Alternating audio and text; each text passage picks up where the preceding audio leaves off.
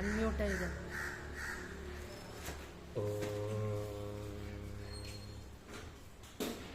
ನಾರಾಯಣಂ ಸುರಗುರುಂ ಜಗದೇಕನಾಥಂ ಭಕ್ತಪ್ರಿಯಂ ಸಕಲಲೋಕನಮಸ್ಕೃತಂ ಚ ತ್ರೈಗುಣ್ಯವರ್ಜಿತಮಜಂ ವಿಭುಮಾದ್ಯಮೀಶಂ ವಂದೇ ಭವಘ್ನಮರಾಸುರಸಿದ್ಧವಂದ್ಯಂ. ನಾರಾಯಣಂ ನಮಸ್ಕೃತ್ಯ ನರಂ ಚೈವ ನರೋತ್ತಮಂ ದೇವೀಂ ಸರಸ್ವತೀಂ ವ್ಯಾಸಂ ತತೋ ಜಯಮುದೀರಯೇ. ಸ್ವಸ್ತ್ಯಸ್ತು ಸತಾಂ. ಹರಿ ಓಂ.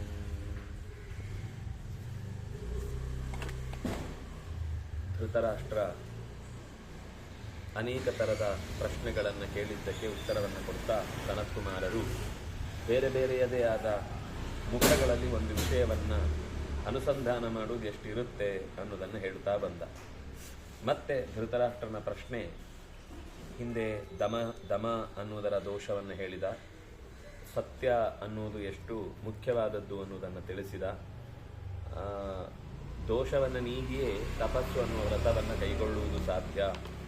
ಇದು ಬ್ರಹ್ಮಕೃತವಾದ ವಿಧಿ. ಸತ್ಪುರುಷರಿಗೆ ಸತ್ಯ ಅನ್ನೋದೇ ವ್ರತ. ಪ್ರಾಮಾಣಿಕವಾಗಿ ಬದುಕುವುದು ಅನ್ನೋದೇ ಪ್ರಧಾನ ವ್ರತ. ತಿಳಿದೆಲ್ಲ ಇದ್ರೂ ಕೂಡ ಪ್ರಾಮಾಣಿಕತೆಯೇ ಇಲ್ಲ ಅಂದರೆ ಆ ತಿಳಿದದ್ದಕ್ಕೆ ಯಾವುದಕ್ಕೂ ಬೆಲೆಯೇ ಇಲ್ಲ. ಅದೇ ತಿಳುವಳಿಕೆ ಅತ್ಯಂತ ಕಮ್ಮಿ ಇದ್ದು ಕೂಡ ಜ್ಞಾನದ ವಿಷಯದಲ್ಲಿ, ಪ್ರಾಮಾಣಿಕತೆಯ ವಿಷಯದಲ್ಲಿ ಯಾವತ್ತೂ ಯಾರಿಗೂ ಹಾನಿ ಮಾಡುವ ಯೋಚನೆ ಇಲ್ಲದೆ ಭಗವಂತ ನನ್ನನ್ನು ನೋಡ್ಕೊಳ್ತಾನೆ ಅನ್ನುವ ಶ್ರದ್ಧೆಯಿಂದ ಇದ್ದವನಿಗೆ ಜ್ಞಾನ ಬರುವ ದಾರಿ ತೆರ್ಕೊಳ್ಳುತ್ತೆ. ಒಂದು. ಎರಡನೇದಾಗಿ ಅವನು ಹೆಚ್ಚು ಪುಣ್ಯ ಸಂಪಾದನೆ ಮಾಡ್ತಾನೆ. ಪ್ರಾಮಾಣಿಕತೆ ಅನ್ನುವುದು ಜ್ಞಾನಕ್ಕಿಂತ ಪ್ರಧಾನವಾದದ್ದು. ಅಂದರೆ ಜ್ಞಾನ ಕಮ್ಮಿ ಕೆಟ್ಟದ್ದು ಅಂತ ಅರ್ಥ ಅಲ್ಲ. ಜ್ಞಾನಕ್ಕೆ ಬಲ ಬರುವುದೇ ಪ್ರಾಮಾಣಿಕತೆಯಿಂದ.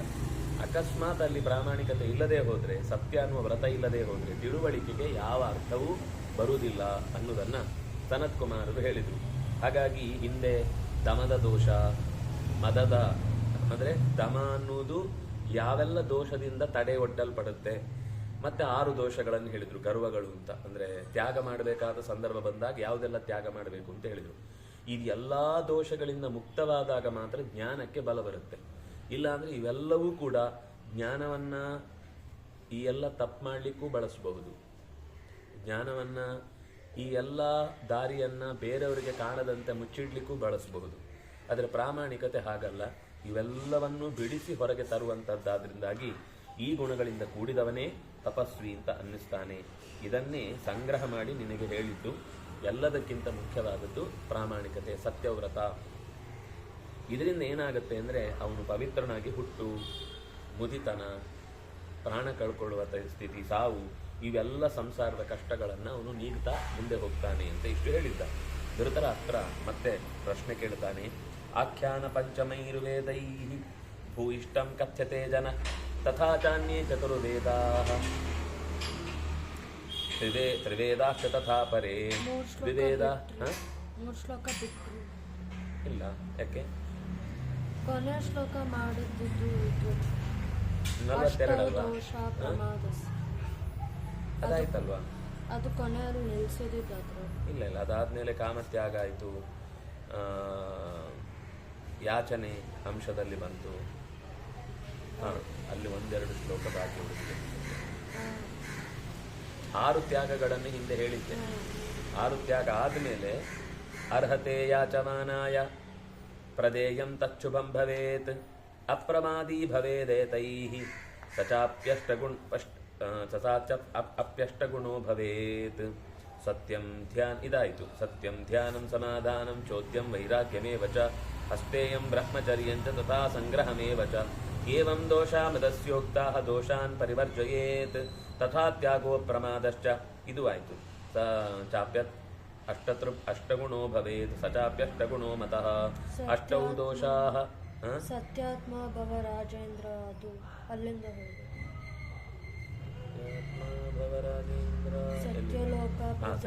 ಸತ್ಯಾತ್ಮ ಭವರಾಜೇಂದ್ರ.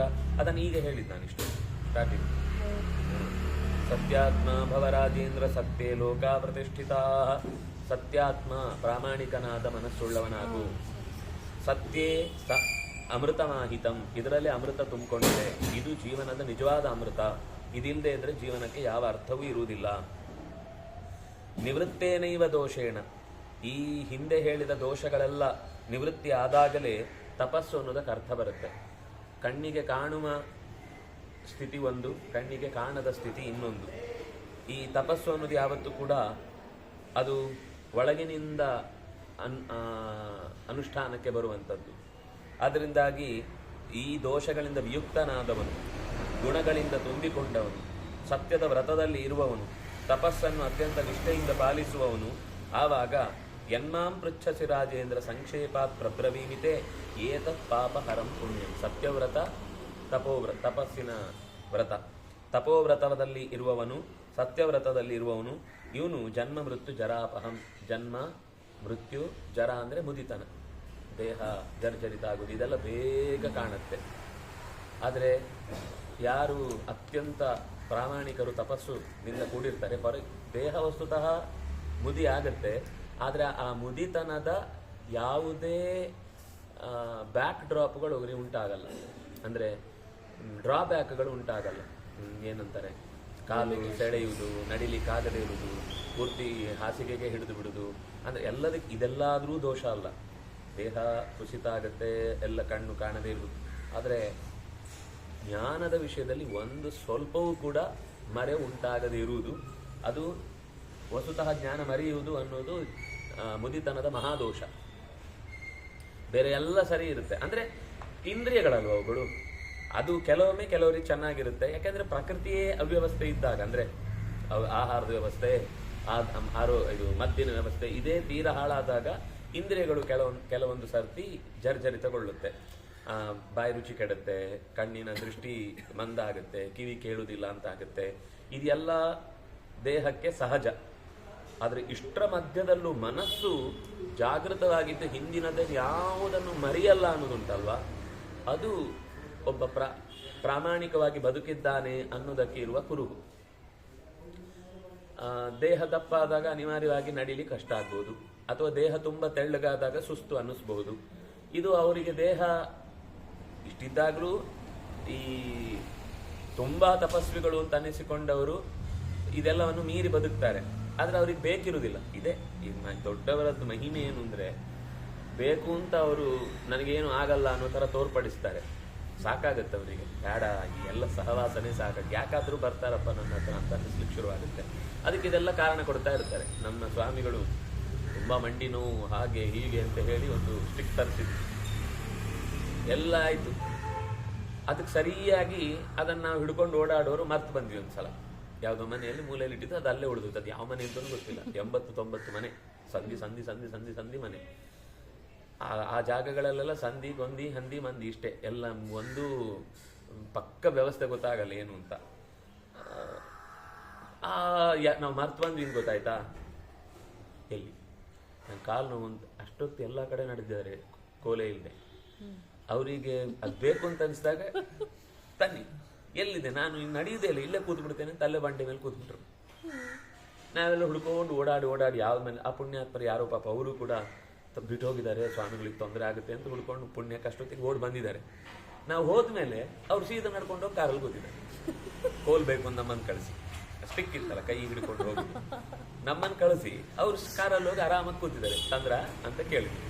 ಅಂದ್ರೆ ಈ ತರ ಕೆಲವೊಂದು ಸರ್ತಿ ಬೇಕು ಅಂತ ನಾಟಕ ಆಡುವುದಿರುತ್ತೆ. ಅದರ ಅಭಿಪ್ರಾಯ ಕೇವಲ ಏನು ಅಂದ್ರೆ, ಅದೊಂದು ಸಾಮಾನ್ಯ ಜನರನ್ನ ತನ್ನ ವಿಯೋಗದ ಸ್ಥಿತಿಯನ್ನು ಅವರು ಅರ್ಥ ಮಾಡ್ಕೊಳ್ಬೇಕು, ಅವರಿಗೂ ವಯಸ್ಸಾಗಿದೆ ಅಂತ ಅನ್ಕೊಳ್ಬೇಕು, ಅವರು ಕಷ್ಟಪಡ್ತಾರೆ ಅಂತ ಅನ್ಕೋಬೇಕು ಅನ್ನೋದನ್ನ ಅವ್ರ ಮನಸ್ಸಲ್ಲಿ ತೋರಿಸ್ಲಿಕ್ಕಷ್ಟೇ. ಇಲ್ಲಾಂದ್ರೆ ಸುಮ್ಮನೆ ಸ್ವಾಮಿಗಳು ಬರ್ಲಿ, ನಮ್ಮನೆಗೂ ಬರ್ಲಿ, ಈ ಮನೆಗೂ ಬರ್ಲಿ, ಆ ಮನೆಗೂ ಬರ್ಲಿ ಅಂತ ಮತ್ತೆ ಮತ್ತೆ ಕರೀತಾರೆ. ಅವ್ರು ಕೆಲವೊಮ್ಮೆ ಇಷ್ಟ ಆಗಲ್ಲ, ಅದು ಅವರ ನಿತ್ಯದ ಅನುಷ್ಠಾನಗಳಿಗೆಲ್ಲ ತೊಂದರೆ ಆಗುತ್ತೆ ಅಂದಾಗ ಹೇಳ್ಬಿಡ್ತಾರೆ, ಬರಲ್ಲ ಕಷ್ಟ ಆಗುತ್ತೆ ಹಾಗೆ. ಅದೇ ಒಬ್ಬ ಶಿಷ್ಯ ಕರೆದ್ರೆ ಆಯ್ತು ಬರ್ತೇನೆ ಅಂತ ಹೇಳಿ ಸೀದಾ ಹೊರಟ್ಬಿಡ್ತಾರೆ. ಇದು ಏನು ಅಂದರೆ, ದೊಡ್ಡವರು ಕೆಲವೊಂದು ಸರ್ತಿ ಹಾಕ್ತಿರ್ತಾರೆ. ಅದರ ಅಷ್ಟು ತಾಕತ್ತು ಎಲ್ಲಿಂದ ಅಂದರೆ ಅವರ ತಪಸ್ಸು, ಅಷ್ಟು ತಾಕತ್ತು ಎಲ್ಲಿಂದ ಅಂದರೆ ಅವರ ಪ್ರಾಮಾಣಿಕತೆ ಮತ್ತು ತಪಸ್ಸು ಅನ್ನೋದು ಒಬ್ಬ ಮನುಷ್ಯನನ್ನು ಎತ್ತರಕ್ಕೆ ಏರಿಸುತ್ತೆ. ಎಷ್ಟೋ ಜನ ನಮ್ಮ ಹಿಂದಿನ ಅಂದರೆ ತಪಸ್ವಿಗಳ ಪರಿವಾರವನ್ನು ಹಿಂದಿನದನ್ನು ಗಮನಿಸಿದರೆ, ಹಿಂದೆ ಗುರುರಾಯರ ಸನ್ನಿಧಾನದಲ್ಲಿ ಒಬ್ಬರಿದ್ದರು. ಅವರಿಗೆ ವಸ್ತುತಃ ಶಾಸ್ತ್ರದ ಬಗ್ಗೆ ಹೆಚ್ಚು ಏನು ಗೊತ್ತಿರಲಿಲ್ಲ. ಆದರೆ ಅವ್ರು ಏನಾದರೂ ಒಂದು ಹೇಳಿದರೆ ಅದು ಹೇಳಿದ ಹಾಗೆ ಆಗ್ತಿತ್ತು. ಹಾಗಂತ ಹೇಳಿ ಎಲ್ಲರಿಗೂ ಏನು ಹೇಳ್ತಿರ್ಲಿಲ್ಲ, ಮಾತೇ ಆಡೋದು ಕಮ್ಮಿ. ಅವರು ಇನ್ನೂ ಒಬ್ಬರು ಹಿಂದೆ ಇದ್ದರು ಉಡುಪಿಯ ಕಡೆಯಲ್ಲಿ. ಅವರು ಅಂದರೆ ಅವ್ರಿಗೆ ಸಂಸ್ಕೃತ ಅಷ್ಟು ಬರ್ತಿಲ್ಲ, ಆದರೆ ಆಯುರ್ವೇದದಲ್ಲಿ ಒಳ್ಳೆ ಪಂಡಿತರು ಅವರು. ಅವರು ಕೆಲವೊಂದು ಸರ್ತಿ ಯಾರಾದರೂ ಕಷ್ಟದಲ್ಲಿ ಬಂದಾಗ ಏನಾದರೂ ಉಪದೇಶ ಕೊಡಿ ಅಂದರೆ, ಸ್ವಾಮಿಯೇ ಕೃಷ್ಣ ಇದನ್ನು 1000 ಸಲ ಜಪ ಮಾಡಿ ಅಂತ ಹೇಳೋರು. ಅದು ಯಾವ ಮಂತ್ರವೂ ಆಗಲ್ಲ, ಒಂದು ಸ್ವಾಮಿನೇ ಕೃಷ್ಣಾಯ ನಮಃ ಅಂತೇನೋ ಹೇಳಬೇಕು ಅಷ್ಟೇ. ಸ್ವಾಮಿಯೇ ಕೃಷ್ಣ ನೀನೇ ಗತಿ ಅನ್ನೋ ಅರ್ಥದಲ್ಲಿ ಅವರು ಹೇಳ್ಬಿಡೋರು. ಆದರೆ ಅದು ಅವ್ರಿಗೆ ಸಿದ್ಧಿಸ್ತಾ ಇತ್ತು, ಅವ್ರಿಗೆ ಆ ಜಪದ ಸಿದ್ಧಿಯೂ ಇತ್ತು. ಯಾಕಂದರೆ ಪ್ರಾಮಾಣಿಕತೆಯ ಕೋರು. ಯಾವ ತೊಂದರೆಯನ್ನು ಯಾರಿಗೂ ಮಾಡಬಾರ್ದು, ಯಾವ ವಸ್ತುವನ್ನು ಯಾರಿಂದಲೂ ಕಸಿಬಾರದು, ಯಾರಿಗೂ ಹಾನಿ ಉಂಟಾಗಬಾರ್ದು, ಯಾರಿಗೂ ತೊಂದರೆ ಆಗಬಾರ್ದು. ಆರೋಗ್ಯದಲ್ಲಿ ಏನಾದರೂ ಅವರೇ ಆ ಕಾಲದಲ್ಲಿ ಅನೇಕ ಆಯುರ್ವೇದಕ್ಕೆ ಸಂಬಂಧಪಟ್ಟ ಕೆಲಸಗಳನ್ನು ಮಾಡ್ತಾರೆ. ಅವರು ಆಯುರ್ವೇದದಲ್ಲಿ ಸ್ವಲ್ಪ ಪಂಡಿತರು.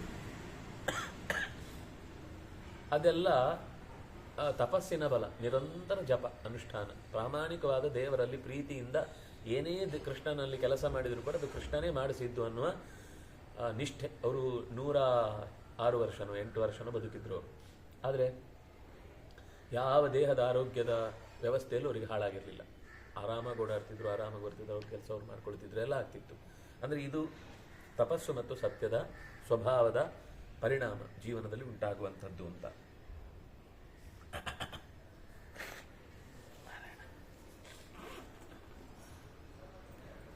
ಅದಿಷ್ಟೊತ್ತಿರಲಿಲ್ಲ ಅಂತ ನಾನು ಖರ್ಚಿಟ್ಬಿಟ್ಟು ಬಂದೆ. ಯಾವಾಗ ಒಂದು ಎಕ್ಸ್ಟ್ರಾ ಇಟ್ಕೊಂಡಿರ್ತೀರಾ?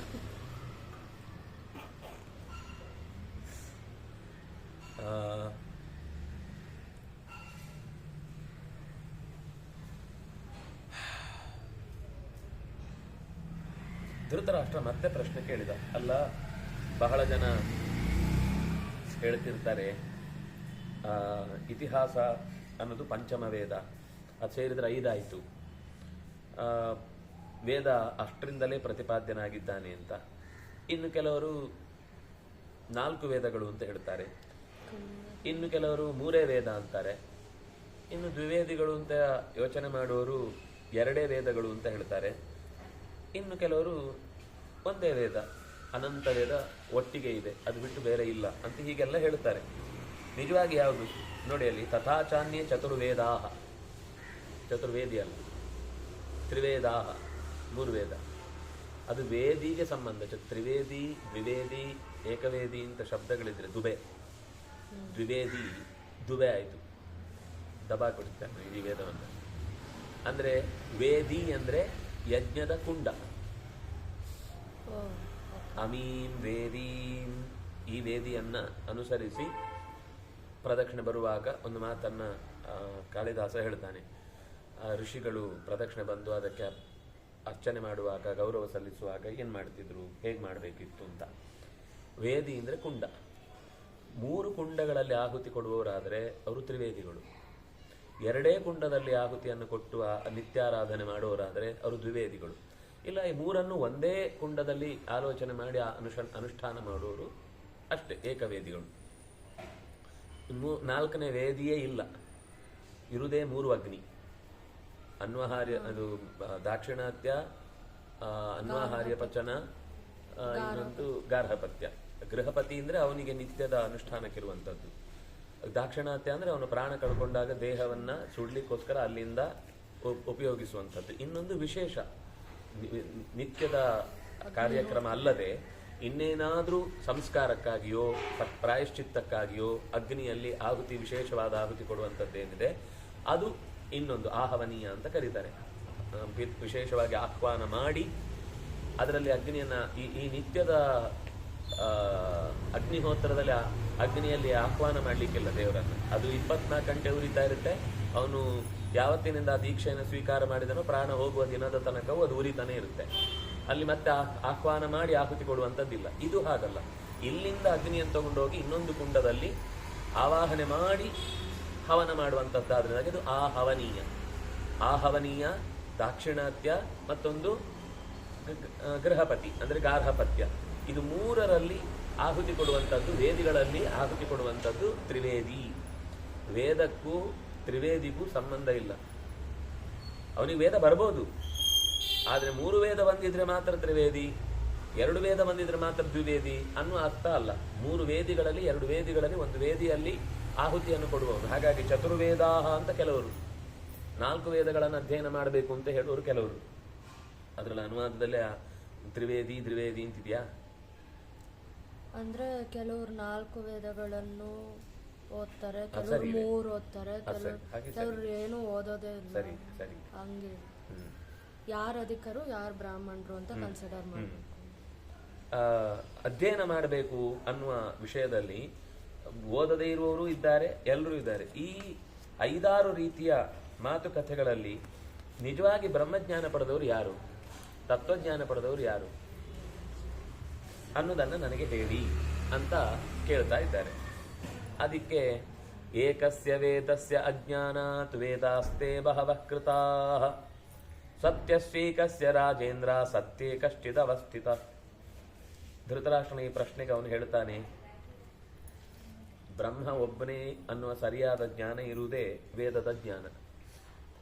ಅಷ್ಟು ವೇದ ಓದಿ 100 ದೇವತೆಗಳನ್ನು ಅವನು ಕಲ್ಪಿಸ್ತಾನೆ ಅಂತಂದ್ರೆ, ಅಷ್ಟು ವೇದಗಳ ಚಿಂತನೆಯನ್ನು ಮಾಡಿಯೂ ಅವನಿಗೆ ಬಹುದೇವತಾವಾದಿಯಾಗಿ ಎಲ್ಲವೂ ಸರ್ವ ಸಮರ್ಥ, ಎಲ್ಲವೂ ಸರ್ವೋತ್ತಮ ಅಂತ ಅನ್ನುವ ಹೆಡ್ಡ ಚಿಂತನೆಗೆ ಅವನು ಒಳಗಾಗಿ ಬಿಟ್ಟ ಅಂದರೆ ಅವನಿಗೆ ವೇದ ಓದಿಯೂ ಕೂಡ ಉಪಯೋಗಕ್ಕೆ ಬರಲಿಲ್ಲ ಅಂತ ಅರ್ಥ. ವೇದ ಶಬ್ದಾರ್ಥವನ್ನು ಸರಿಯಾಗಿ ತಿಳಿದ್ರೆ ಮಾತ್ರ, ವೇದ ಅಂದರೆ ಸದಾ ವಿದ್ಯಮಾನ, ಯಾವಾಗಲೂ ಇರುವಂಥದ್ದು. ವೇದ ಅನ್ನೋದು ಯಾರೋ ಒಬ್ಬ ಕೂತು ತನಗೆ ಇಷ್ಟ ಬಂದ ಹಾಗೆ ಬರೆದು ಕೊಟ್ಟದ್ದಲ್ಲ. ಅದು ಅನಾದಿ ಕಾಲದಿಂದ ಅನಂತ ಕಾಲದವರೆಗೂ ಇರುವ ವೈಶ್ವಿಕ ಸಂವಿಧಾನ. ಆಕಾಶ ಎಲ್ಲಿವರೆಗಿದೆ, ಎಲ್ಲಿಂದ ಇದೆ, ಅದು ತುದಿ ಇಲ್ಲ ಮೊದಲಿಲ್ಲ. ಅಂದಮೇಲೆ ಅದರ ಗುಣ, ಅದಕ್ಕೂ ತುದಿ ಇಲ್ಲ ಮೊದಲಿಲ್ಲ. ಅದರ ಗುಣ ಯಾವುದು? ಶಬ್ದ. ಶಬ್ದ ಅಂದರೆ ಅದೇ ವೇದದ ರಾಶಿ. ಯಾರಿಗೆ ಟ್ಯೂನ್ ಆಗುತ್ತೋ ಪ್ರಕೃತಿಯ ಜೊತೆಗೆ ಅವನಿಗೆ ಆ ವೇದದ ದರ್ಶನ ಆಗುತ್ತೆ.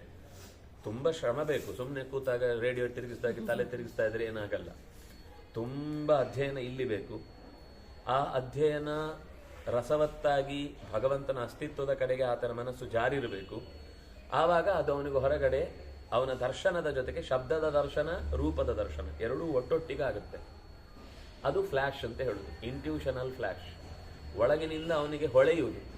ಅವನು ಯಾವ ಒಂದು ಶಬ್ದವನ್ನು ಡಿಕ್ಷನರಿ ತೆಗೆದು ಇದಕ್ಕೆ ಅರ್ಥ, ಇದು ಚೆನ್ನಾಗಿದೆ, ಹೀಗೆ ಶಬ್ದ ಬರೆದ್ರೆ ಜನರಿಗೆ ಇಷ್ಟ ಆಗುತ್ತೆ, ಹೀಗೆ ಬರೆದ್ರೆ ನಾಳೆ ಪೆಟ್ಟು ಬೀಳುತ್ತೆ, ಅದನ್ನ ಇದು ಬೇಡ ಅಂತ ಈ ಥರ ತನಗೆ ಇಷ್ಟ ಬರದೇ ಇದ್ದದ್ದು, ಇಷ್ಟ ಆಗದೇ ಇದ್ದದ್ದು, ಇಷ್ಟ ಹೋಗುವಂಥದ್ದು, ಮುಂದೆ ತೊಂದರೆ ಆಗಬಹುದಾದದ್ದು ಅಂತ ಯೋಚನೆ ಮಾಡಿ ಬರೆಯುವುದಲ್ಲ. ಅವನಿಗೆ ಬರಿಬೇಕು ಅನ್ನೋದು ಒಳಗಿನಿಂದ ಹಾಗೆ ಶಬ್ದಗಳು ಹೊಳೆದು ಉಂಟಾದಾಗ ಅವನದನ್ನು ಅನುಷ್ಠಾನಕ್ಕೆ ತಂದುಕೊಳ್ತಾ ಇರ್ತಾನೆ. ಹೀಗೆ ವೇದದ ಏವಂ ವೇದಂ ಅವಿಜ್ಞಾಯ ಪ್ರಾಜ್ಞೋಹಮಿತಿ ಮನ್ಯತೆ ದಾನಮಧ್ಯಯನಂ ಯಜ್ಞಃ ಲೋಭಾತ್ ಏತತ್ ಪ್ರವರ್ತತೆ. ಯಜ್ಞ ಅನ್ನೋದು ನಿಜವಾಗಿಯೂ ಕೂಡ ಯಾವ ಉದ್ದೇಶದಿಂದ ಇರುವುದು? ಪರಮಾತ್ಮನ ಸಂಪರ್ಕಕ್ಕಾಗಿ ಇರುವುದು. ಆದರೆ ಅದು ಬಿಟ್ಟು ಉಳಿದದ್ದು ಲೋಭದಿಂದ ಆದರೆ ತುಂಬ ದಾನ ಸಿಗುತ್ತೆ, ಅಧ್ಯಯನ ಮಾಡಿದರೆ ತುಂಬ ದೊಡ್ಡವರು ಅಂತ ನಮ್ಮನ್ನು ಕನ್ಸಿಡರ್ ಮಾಡ್ತಾರೆ. ಆಮೇಲೆ ಯಜ್ಞ ಮಾಡಿದರೆ ತುಂಬ ಹೊಗೆ ಇದ್ದಾಗ ತುಂಬ ಧಾರ್ಮಿಕರಿದ್ದಾರೆ ಅಂತ ಬಹಳ ಜನಕ್ಕೆ ಕೆಮ್ಮಂದ್ರೂ ತೊಂದರೆ ಇಲ್ಲ, ನಮಗಂತೂ ದಮ್ಮು ಬರುತ್ತೆ ಅಂತ ಯೋಚನೆ ಮಾಡಿದರೆ ಅದು ಸರಿಯಾದ ಕ್ರಮ ಅಲ್ಲ. ಅದರಿಂದ ಯಾರೂ ಕೂಡ ಅವನನ್ನು ವಿದ್ವಾಂಸ ಅಂತ ಕರೀಲಿಕ್ಕಾಗುವುದಿಲ್ಲ. ಏವಂ ವೇದಂ ಅವಿಜ್ಞಾಯ, ವೇದಾರ್ಥವನ್ನು ಸರಿಯಾಗಿ ತಿಳಿಯದೆ ತಾನೇ ಪ್ರಾಜ್ಞ ಅಂತ ತನ್ನ ಮೇಲೆ ತಾನೇ ತಿಳಿದವನು ಅಂತ ಆರೋಪ ಮಾಡಿಕೊಂಡು, ಭ್ರಮೆ ಹುಟ್ಟಿಸಿಕೊಂಡು, ನಾನು ತಿಳಿದದ್ದು ಸರಿಯಾಗಿದೆ ಅಂತ ತನ್ನನ್ನೇ ಬೆನ್ನು ತಟ್ಟಿಕೊಂಡು, ಉಳಿದವರೆಲ್ಲ ಏನಾದರೂ ಹೇಳಿದ್ರೆ ಅದು ಸರಿಯಲ್ಲ ನೋಡಿ ಹೀಗಿದೆ ಅವನು ಬಿಡಿಸಿ ಹೇಳು ಅಂದರೆ ಅದನ್ನು ಸರಿಯಾಗಿ ಹೇಳಲಿಕ್ಕೆ ಬರಲ್ಲ. ಆದರೆ ಎಲ್ಲೋ 4 ಬಾಯಿ ಪಾಠ ಬಂದದ್ದು ಚೆನ್ನಾಗಿ ಗೊತ್ತಿರುತ್ತೆ, ಇದು ಹೀಗೆ ಹೇಳಿದೆ ಅಂತಾನೆ. ಎದುರುಗಡೆ ಅವನು ಅದು ಹಾಗೆ ಹೇಳಲಿಲ್ಲಲ್ವಾ ಅಂದರೆ ಸರಿ ಹೇಳು ಅಂತ ಹೇಳ್ತಾನೆ. ಪಾಪ ಅವನಿಗೂ ಗೊತ್ತಿಲ್ಲ. ಆಗ ಇವನು ಹೇಳಿದ್ರೆ ಸರಿ ಆಗುತ್ತೆ. ತಮಾಷೆಗೊಂದು ಗುರುಗಳೊಬ್ರು ಹೇಳ್ತಿದ್ರು, ಶುಕ್ಲಾಂಬರಧರಂ ವಿಷ್ಣುಂ ನೋಡಿ ಕೃಷ್ಣ ಕಡಗೋಲು ಇಟ್ಕೊಂಡು ನಿಂತಿದ್ದಾನೆ, ಶಶಿವರ್ಣಂ ಚತುರ್ಭುಜಂ, ಅವನು ಪಶ್ಚಿಮಕ್ಕೆ ತಿರುಗಿ ನಿಂತಿದ್ದಾನೆ. ಯಾರೊಬ್ಬ ಪಾಪ ಸ್ವಲ್ಪ ಓದ್ದವನಿದ್ದ, ಶುಕ್ಲಾಂಬರಧರಂ ಅನ್ನೋದಕ್ಕೆ ಏನರ್ಥ, ಇವ್ರು ಏನು ಹೇಳ್ತಿದ್ದಾರೆ ಅಂತ ಅವನಿಗೆ ಸ್ವಲ್ಪ ವಾಪಸ್ ಆಕ್ಷೇಪ ಮಾಡಬೇಕು ಅಂತ ಅನಿಸಿ ಎದ್ದು ನಿಂತ. ಅವ್ರು ಯಾರೋ ಮೇಲೆ ಕೂತವರು ಹೇಳ್ತಾ ಇರ್ಬೇಕಂದ್ರೆ ಇವನು ನನಗೆ ಸಂದೇಹ ಇದೆ, ನೀವು ಹೇಳ್ತಾ ಇರುವ ಶ್ಲೋಕದ ಅಭಿಪ್ರಾಯ ಇದಲ್ಲ ಅಂತ ನನಗೆ ಅನ್ನಿಸ್ತಾ ಇದೆ ಅಂತ ಹೇಳಿದ ತಕ್ಷಣ ಅಲ್ಲಿದ್ದ ಎಲ್ಲ ಶಿಷ್ಯರನ್ನು ಕೇಳಿದ್ರು, ನಾವು ಮೊನ್ನೆ ಉಡುಪಿಗೆ ಹೋಗಿದ್ವೋ ಇಲ್ವೋ? ಹೋಗಿದ್ವಿ. ಅಲ್ಲಿ ಕೃಷ್ಣ ನಿಂತಿದ್ನೋ ಇಲ್ವೋ? ನಿಂತಿದ್ದ. ಅವನು ಪಶ್ಚಿಮ ತಿರುಗಿದ್ನೋ ಇಲ್ವೋ? ತಿರುಗಿದ್ದ. ನೋಡಿ ಅವನು ತಿರುಗಿಲ್ಲ ಅಂತ ಹೇಳ್ತಾ ಇದ್ದಾನೆ, ಬಾರಿಸಿ ಅವನು ಪಾಪ ಹೇಳಿದ್ದು ಈ ಶ್ಲೋಕಕ್ಕೆ ಅರ್ಥ ಅಲ್ಲ ಹೊರತು ಅವನು ಕೃಷ್ಣ ಇಲ್ಲ, ಕೃಷ್ಣ ನಿಂತಿಲ್ಲ, ಕೃಷ್ಣ ತಿರುಗಿಲ್ಲ ಎಂಥದ್ದು ಹೇಳಿಲ್ಲ. ಅವನು ಹೇಳಿದ ಅಂದ್ರೆ ಈ ತರದ ಆಳ್ವಿಕೆಗಳೇ ಜಾಸ್ತಿ ಆಗುತ್ತೆ. ಜ್ಞಾನದ ಮದ ಒಂದ್ಸರ್ತಿ ಜನಗಳ ಉಧೋ ಅನ್ನೋ ಹೊಗಳಿಕೆ ಬಂದಾಗಿದೆ, ಇನ್ನು ವಾಪಸ್ ಹೋಗಿ ಮತ್ತೆ 1ನೇ ಕ್ಲಾಸಲ್ಲಿ ರಾಮ ಅಂತ ಕಲೀಲಿಕ್ಕೆ ಆಗುವ ಸ್ಥಿತಿಯಲ್ಲಿ ಇಲ್ಲ. ಆದ್ರೆ ಜನ ಅಷ್ಟೊತ್ತು ಒತ್ತಡ ಹಾಕಿ ಇವತ್ತು ನೀವೇ ಬರಬೇಕು, ನೀವೇ ಪಾದಪೂಜೆ ಮಾಡಿಸ್ಕೋಬೇಕು, ನೀವೇ ಇನ್ನೇನೋ ಮಾಡಬೇಕು, ನೀವೇ ಉದ್ಘಾಟನೆ ಮಾಡಬೇಕು, ಎಲ್ಲ ನೀವೇ ಮಾಡಬೇಕು ಅಂತ ಬಂದು ಒತ್ತಡ ಬೀಳ್ತಾ ಇದ್ದಾಗ ಗೊತ್ತಿಲ್ಲ ಅಂತ ಹೇಳ್ಕೊಳ್ಳಿಕ್ಕೆ ಈಗೋ ತುಂಬಾ ಹರ್ಟ್ ಆಗುತ್ತೆ, ತೊಂದರೆ ಕೊಡುತ್ತೆ. ಅವಾಗ ಏನ್ ಮಾಡುದು ಅಂದ್ರೆ ಗೊತ್ತಿರೋದ್ರಲ್ಲಿ ಎಲ್ಲ ಸುಧಾರಿಸ್ಕೊಂಡು ಹೋಗುದು, ಅದನ್ನೇ ಸರಿ ಅಂತ ಸಮರ್ಥಿಸುವುದು, ಅದನ್ನಲ್ಲ ಅಂತ ಹೇಳಿದವನನ್ನ ವಿನಾಶ ಮಾಡುವುದು ಅನ್ನೋ ಸ್ಥಿತಿಗೆ ಬಂದು ನಿಲ್ಲುತ್ತೆ. ಇದು ಲೋಭದಿಂದ ಅಥವಾ ತಾನು ಹೇಳಿದ್ದ ಸರಿ ಅನ್ನುವ ಹಠದಿಂದ ಉಂಟಾಗುವ ದುರವಸ್ಥೆ. ಇದು ವೇದ ಓದಿಯೂ ಆಗಬಹುದು. ಯಾವಾಗ ಪ್ರಾಮಾಣಿಕತೆ ಇಲ್ಲ ಅಂತ ಆಗುತ್ತೋ ಅದರ ಸಮಸ್ಯೆ ಇದು ಅಂತ ಮುಂದೆ ಬಿಡಿಸಿ ಹೇಳ್ತಾನೆ. ಸತ್ಯಾತ್ ಪ್ರತ್ಯವಮಾನಾನಾಂ ಸಂಕಲ್ಪೋ ವಿತಥೋ ಭವೇತ್ ತಥೋ ಯಜ್ಞ ಪ್ರತಾಯೇತ ಸತ್ಯಸ್ಯ ಅನವಧಾರಣಾತ್. ಪ್ರತ್ಯವ ಜಾರುವುದು, ಚವನ ಅಂತ ಅವನಿಗೆ ಹೆಸರು ಬಂದದ್ದು ಅದೇ ಕಾರಣಕ್ಕೆ, ಜಾರಿದವನು ಅಂತ, ತಾಯಿಯ ಗರ್ಭದಿಂದ ಜಾರಿ ಬಂದವನು. ಯಾರು ಸತ್ಯದಿಂದ ಜಾರಿದ್ದಾನೋ ಅವನ ಸಂಕಲ್ಪ ವಿತಥ ಅಂದ್ರೆ ಸುಳ್ಳು, ತಪ್ಪು ಅಂದ್ರೆ ನಿಜ ಅಲ್ಲದೆ ಹೋಗುವುದು. ವಿತಥೋ ಭವೇತ್, ಅದು ಸುಳ್ಳಾಗುತ್ತೆ. ಯಾಕೆಂದ್ರೆ ಯಜ್ಞ ಯಾವಾಗ ಚೆನ್ನಾಗಿ ನಡೆಯುತ್ತೆ ಅಂತಂದ್ರೆ ಪ್ರಾಮಾಣಿಕತೆಯ ಜೊತೆಗಿದ್ದಾಗ ಮಾತ್ರ ನಡೆಯುತ್ತೆ. ಅದಿಲ್ಲ ಅಂದ್ರೆ ಹೊಗೆ ಹೇಳುತ್ತೆ. ಹವಿಸ್ಸುಗಳು ಆಹುತಿ ಬಿದ್ದದ್ದು ಸುಟ್ಟೋಗುತ್ತೆ, ಅದಕ್ಕೆ ಸತ್ಯಕ್ಕೂ ಇದಕ್ಕೇನು ಸಂಬಂಧ? ಆದ್ರೆ ಅದು ಅಲ್ಲೂ ಸೂಚನೆ ಸಿಗುತ್ತೆ ಕೆಲವೊಮ್ಮೆ, ಅದರಲ್ಲಿ ದೋಷ ಇದೆ ಅಂದ್ರೆ. ಯಜ್ಞ ಮುಗಿದ್ರು ಆಹುತಿ ಇನ್ನೂ ಸುಟ್ಟೇ ಹೋಗಿರುವುದಿಲ್ಲ, ಹಂಗೇ ಇರುತ್ತೆ. ಅಂದ್ರೆ ಒಂದು ಅನವಧಾರಣವೂ ಈ ಕಾರಣ ಇರುತ್ತೆ. ಯಜ್ಞ ಹೇಗೆ ಮಾಡಬೇಕು ಅನ್ನೋದನ್ನು ತಿಳಿದಿಲ್ಲ ಅನ್ನೋದನ್ನು ಅದು ಸೂಚಿಸುತ್ತೆ. ಅವನು ಪೂರ್ಣಾಹುತಿ ಹಾಕಿ ಅದರ ಫಲ ಸಮರ್ಪಣೆ ಮಾಡುವಷ್ಟರಲ್ಲಿ, ಪ್ರಸಾದವನ್ನು ವಿನಿಯೋಗ ಮಾಡುವಷ್ಟರಲ್ಲಿ ಅದು ಬೆಂಕಿ ಪೂರ್ತಿ ಕೊಟ್ಟ ಆಹುತಿಗಳನ್ನ ನುಂಗಬೇಕು. ಇವರೇನು ಮಾಡ್ತಾರೆ ಅಂದ್ರೆ 10 ಜನ ಒಟ್ಟಿಗೆ ಹಾಕ್ಲಿಕ್ಕೆ ಶುರು ಮಾಡ್ತಾರೆ. ಅದು ವಸ್ತುತ 10 ಜನ ಹಾಕ್ಲಿಕ್ಕೆ ಇರುವಂತದ್ದಲ್ಲ, ಒಬ್ಬರೇ ಏಕಾಧ್ವರದಲ್ಲಿ ಮಾಡಬೇಕು. ಆದ್ರೆ ತೀರಾ ಕಷ್ಟ ಆಗತ್ತೆ ಅಂದಾಗ ಕೆಲವೊಮ್ಮೆ ಅವರೇ ಈ ಋಗ್ಗು ಯಜಸ್ಸು ಸಾಮ ಅಂತ ಗೊತ್ತಿದ್ದು 3 ಜನ ಕೂತಿರ್ತಾರಲ್ಲ, ಅವರು ಅಕಸ್ಮಾತ್ ಜೊತೆಗೆ ಸೇರ್ಕೊಂಡ್ರೆ ಅದರಲ್ಲೂ ವಿಧಿ ಬದ್ಧವಾಗಿ ಹಾಕಬೇಕಾದದ್ದಾಗತ್ತೆ. ಅಂದ್ರೆ ತೀರ ಈಗ ಏನಾಗುತ್ತೆ ಅಂದ್ರೆ ಅಷ್ಟು ಹೊತ್ತು ಕೂಡ್ಲಿಕ್ಕೆ ಯಜಮಾನನಿಗೂ ಆಗಲ್ಲ, ಇವನಿಗೂ ಆಗಲ್ಲ. ಇವನು ಗಡಿಬಿಡಿ, ಅವನು ಇನ್ನೊಂದು ಕಡೆ ಹೋಗ್ಬೇಕಾದವನು, ಅವನು ಆಫೀಸಿಗೆ ಹೋಗ್ಬೇಕಾದವನು. ಹೀಗೆ 3-6 ಸಮಸ್ಯೆ ಬಂದಾಗ ಮಾಡಬೇಕು ಅನ್ನೋ ಆಸಕ್ತಿಯನ್ನೇ ಹಾಳು ಮಾಡಬಾರ್ದಕ್ಕೋಸ್ಕರ ಅವ್ನು 3 ಜನ ಸೇರಿದಾಗ ಚೂರು ಬೇಕಾಗತ್ತೆ. ಅವರವರು ಬೇರೆ ಬೇರೆ ಒಂದೊಂದು ಅಧ್ಯಾಯ ಓದಿ ಇದ್ರೆ ಬೇಗ ಆಗೋಗುತ್ತೆ. ಎಲ್ಲರೂ ಒಟ್ಟಿಗೆ ಎಲ್ಲವನ್ನು ಓದಿ ಇದ್ದಾಗ ಅಯ್ಯೋ ಇಷ್ಟು ಓದ್ಬೇಕಾ ಅಂತ ಟೆನ್ಷನ್ ಶುರುವಾಗುತ್ತೆ. ಅದಕ್ಕೆ ಏನ್ ಮಾಡ್ತಾರೆ, ಹಂಚ್ಕೊಂಡು ಎಲ್ಲ ಮಾಡುವುದಂತ. ಅಯ್ಯೋ ಇದಾದ್ರೂ ಆಹುತಿ ಒಂದೇ ಮಂತ್ರಕ್ಕಾದ್ರೆ ಸಮಸ್ಯೆ ಇಲ್ಲ, ಇನ್ನೂ ಭಯಾನಕ ಆಗಿ ತಪ್ಪು ಅವ್ಯವಸ್ಥೆ ಇದೆ. 4 ಅಧ್ಯಾಯದ ಆಹುತಿ ಕೊಡ್ಲಿಕ್ಕಿದ್ರೆ ಮೊದಲನೇವನು 1ನೇ ಅಧ್ಯಾಯ ಕೊಡ್ತಾ ಇರ್ತಾನೆ, 2ನೇ ಅಧ್ಯಾಯ ಕೊಡ್ತಿರ್ತಾನೆ, 3ನೇ ಅಧ್ಯಾಯ ಕೊಡ್ತಾನೆ, 4 ಅಧ್ಯಾಯ. ಇವನು ಯಾವುದಕ್ಕೆ ಬಾಯಿ ತೆಗಿಬೇಕು ಅಂತ ಗೊತ್ತಾಗಲ್ಲ ಅಗ್ನಿಗೆ. ಈ ಕಡೆ ತೆಗೆಯುವಷ್ಟರಲ್ಲಿ ಇನ್ನೊಂದು ಅಧ್ಯಾಯ ಬರ್ತಾ ಇರುತ್ತೆ, ಅದಕ್ಕೆ ತೆಗಿಬೇಕು, ಯಾವುದು ಬಾಯಿಗೆ ಸಿಗಲ್ಲ, ಎಲ್ಲ ಕೆಳಗೆ ಹೋಗುದು.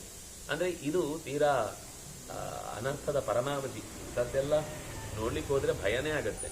ಅಯ್ಯೋ ಇಷ್ಟು ಧೈರ್ಯವಾಗಿ ಆ ಪದ್ಯಗಳನ್ನ ಮಾಡ್ತಾ ಇದ್ದಾರೆ ಅಂತ. ಚೆನ್ನಾಗಿ ಮಾಡೋರು ಇದ್ದಾರೆ, ನಿಷ್ಠೆಯಿಂದ ಮಾಡ್ತಾರೆ, ಆದ್ರೆ ಅವ್ರು ಯಾರಿಗೂ ಇಷ್ಟ ಆಗಲ್ಲ. ಅವರನ್ನು ಕರೆಯುವುದು ಇಲ್ಲ ಯಾರು, ಅವರನ್ನು ಹಚ್ಕೊಡುವುದು ಇಲ್ಲ ಯಾರು.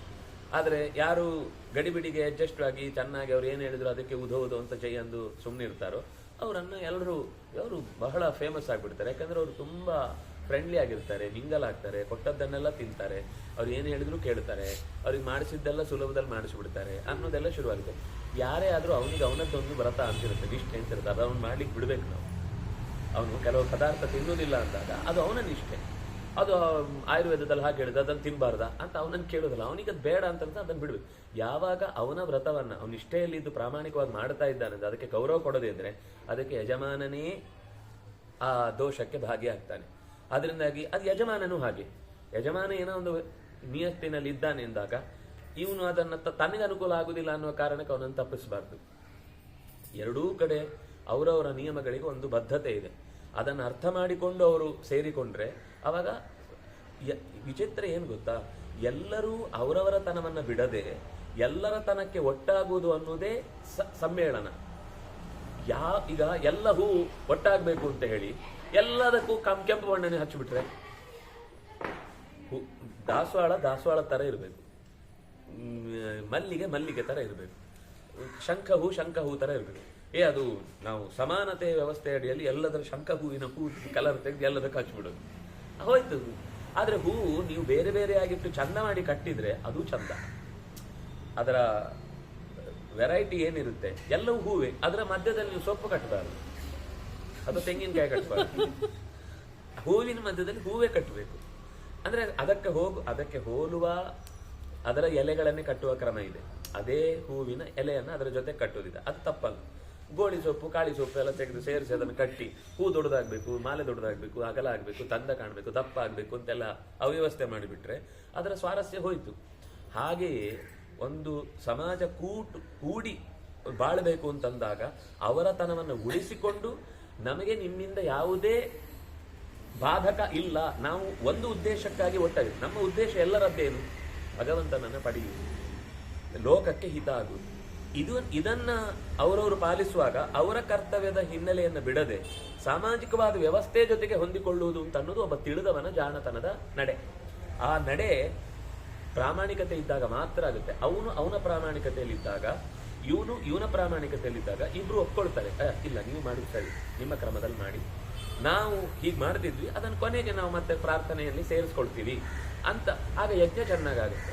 ಇಲ್ಲ ನಾವು ಹೇಳಿದ್ದೆ ಆಗ್ಬೇಕು ಅಂತ ಇವನು ಹಠ, ಅವನು ಹೇಳಿದ್ದೆ ಆಗ್ಬೇಕು ಅಂತ ಅವನು. ಕೊನೆಗೆ ಒಬ್ರಿಗೂ ಒಂದು ಸಮಾನ ಮನಸ್ಕತೆ ಇಲ್ಲದೆ ಹೋದಾಗ ಹಾಳಾಗುವುದು ಯಜ್ಞ, ಹೋಳಾಗುವುದು ಯಜಮಾನನ ತಲೆ, ಯಾವುದು ಫಲ ಸಿಗುವುದಿಲ್ಲ.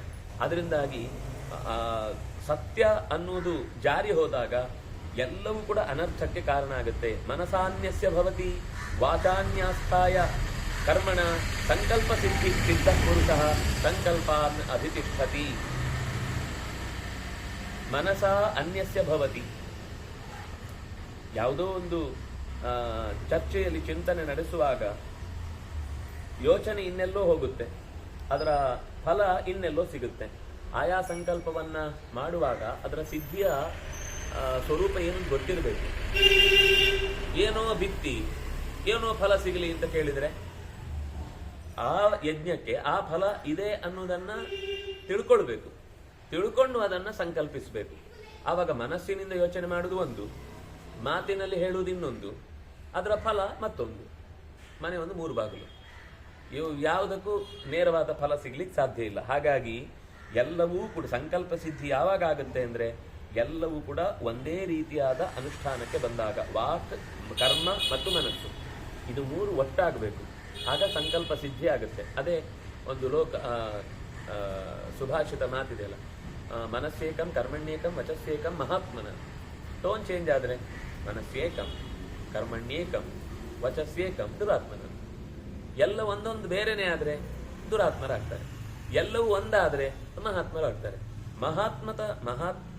ಮಾಹಾತ್ಮ್ಯ ಬರಬೇಕು ಅಂತಂದಾಗ ಯೋಚಿಸಿದ್ದನ್ನ ಮಾತಾಡಬೇಕು, ಮಾತಾಡಿದ್ದನ್ನ ಕ್ರಿಯೆಗೆ ತರಬೇಕು. ಅದು ಸಂಪತ್ತಾಗುತ್ತೆ, ಅದು ತಪಸ್ಸಾಗುತ್ತೆ, ಅದು ಸಿದ್ಧಿಗೆ ಕಾರಣವಾಗುತ್ತೆ.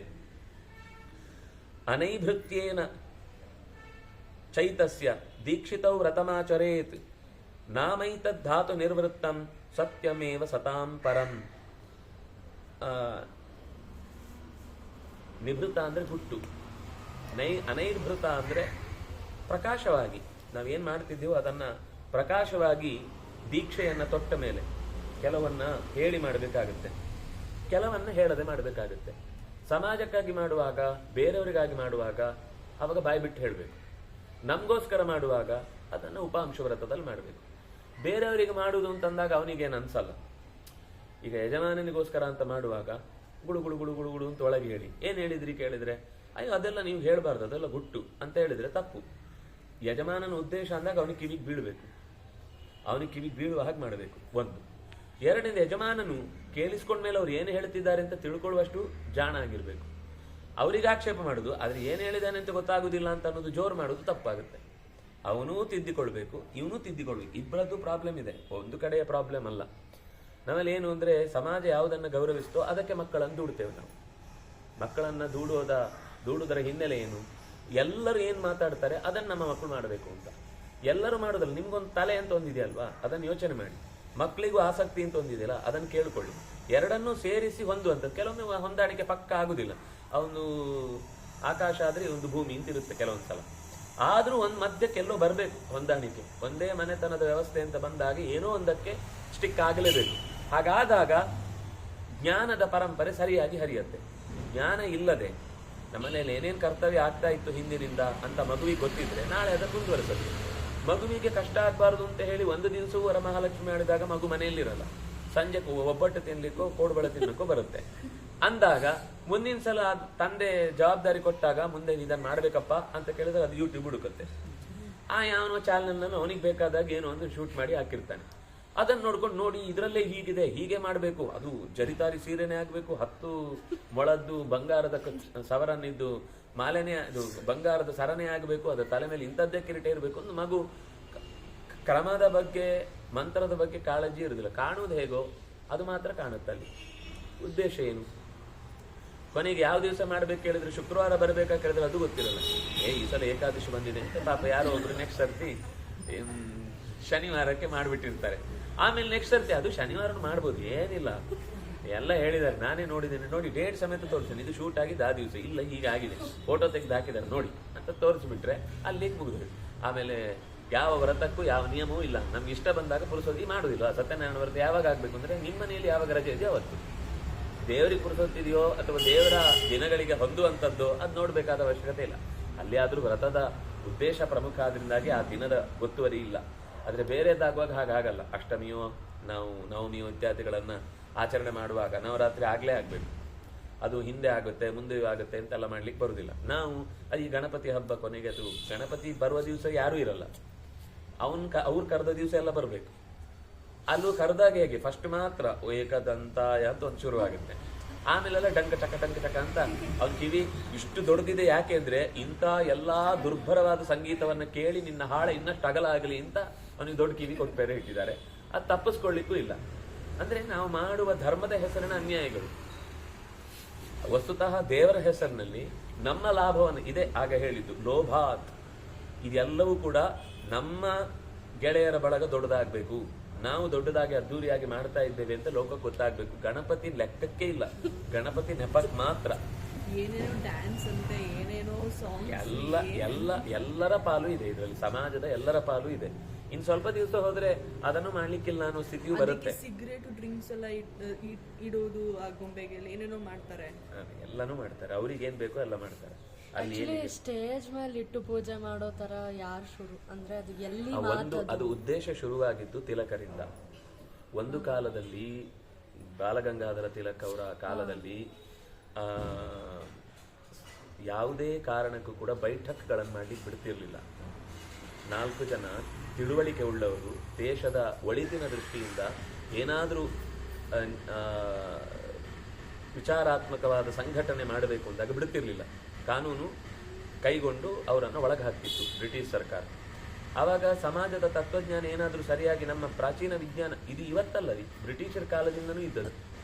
ಅವರಿಗೆ ಅವರ ತತ್ವಜ್ಞಾನ ತಿಳ್ಕೊಳ್ಳಿಕ್ಕೆ ಅವಕಾಶ ಸಿಗಬಾರ್ದು ಅಂತಾನೆ ಇವರೆಲ್ಲ ಧಾರ್ಮಿಕ ಪ್ರವಚನ. ಈಗೆಲ್ಲ ನಾವು ಎಷ್ಟೋ ನಿಜವಾಗಿ ಬೆಟರ್ ಕೆಲವು ವಿಷಯದಲ್ಲಿ, ಕೆಲವು ಬುಡದಲ್ಲೇ ಹಾಳಾಗಿದೆ ಬೇರೆ ಪ್ರಶ್ನೆ.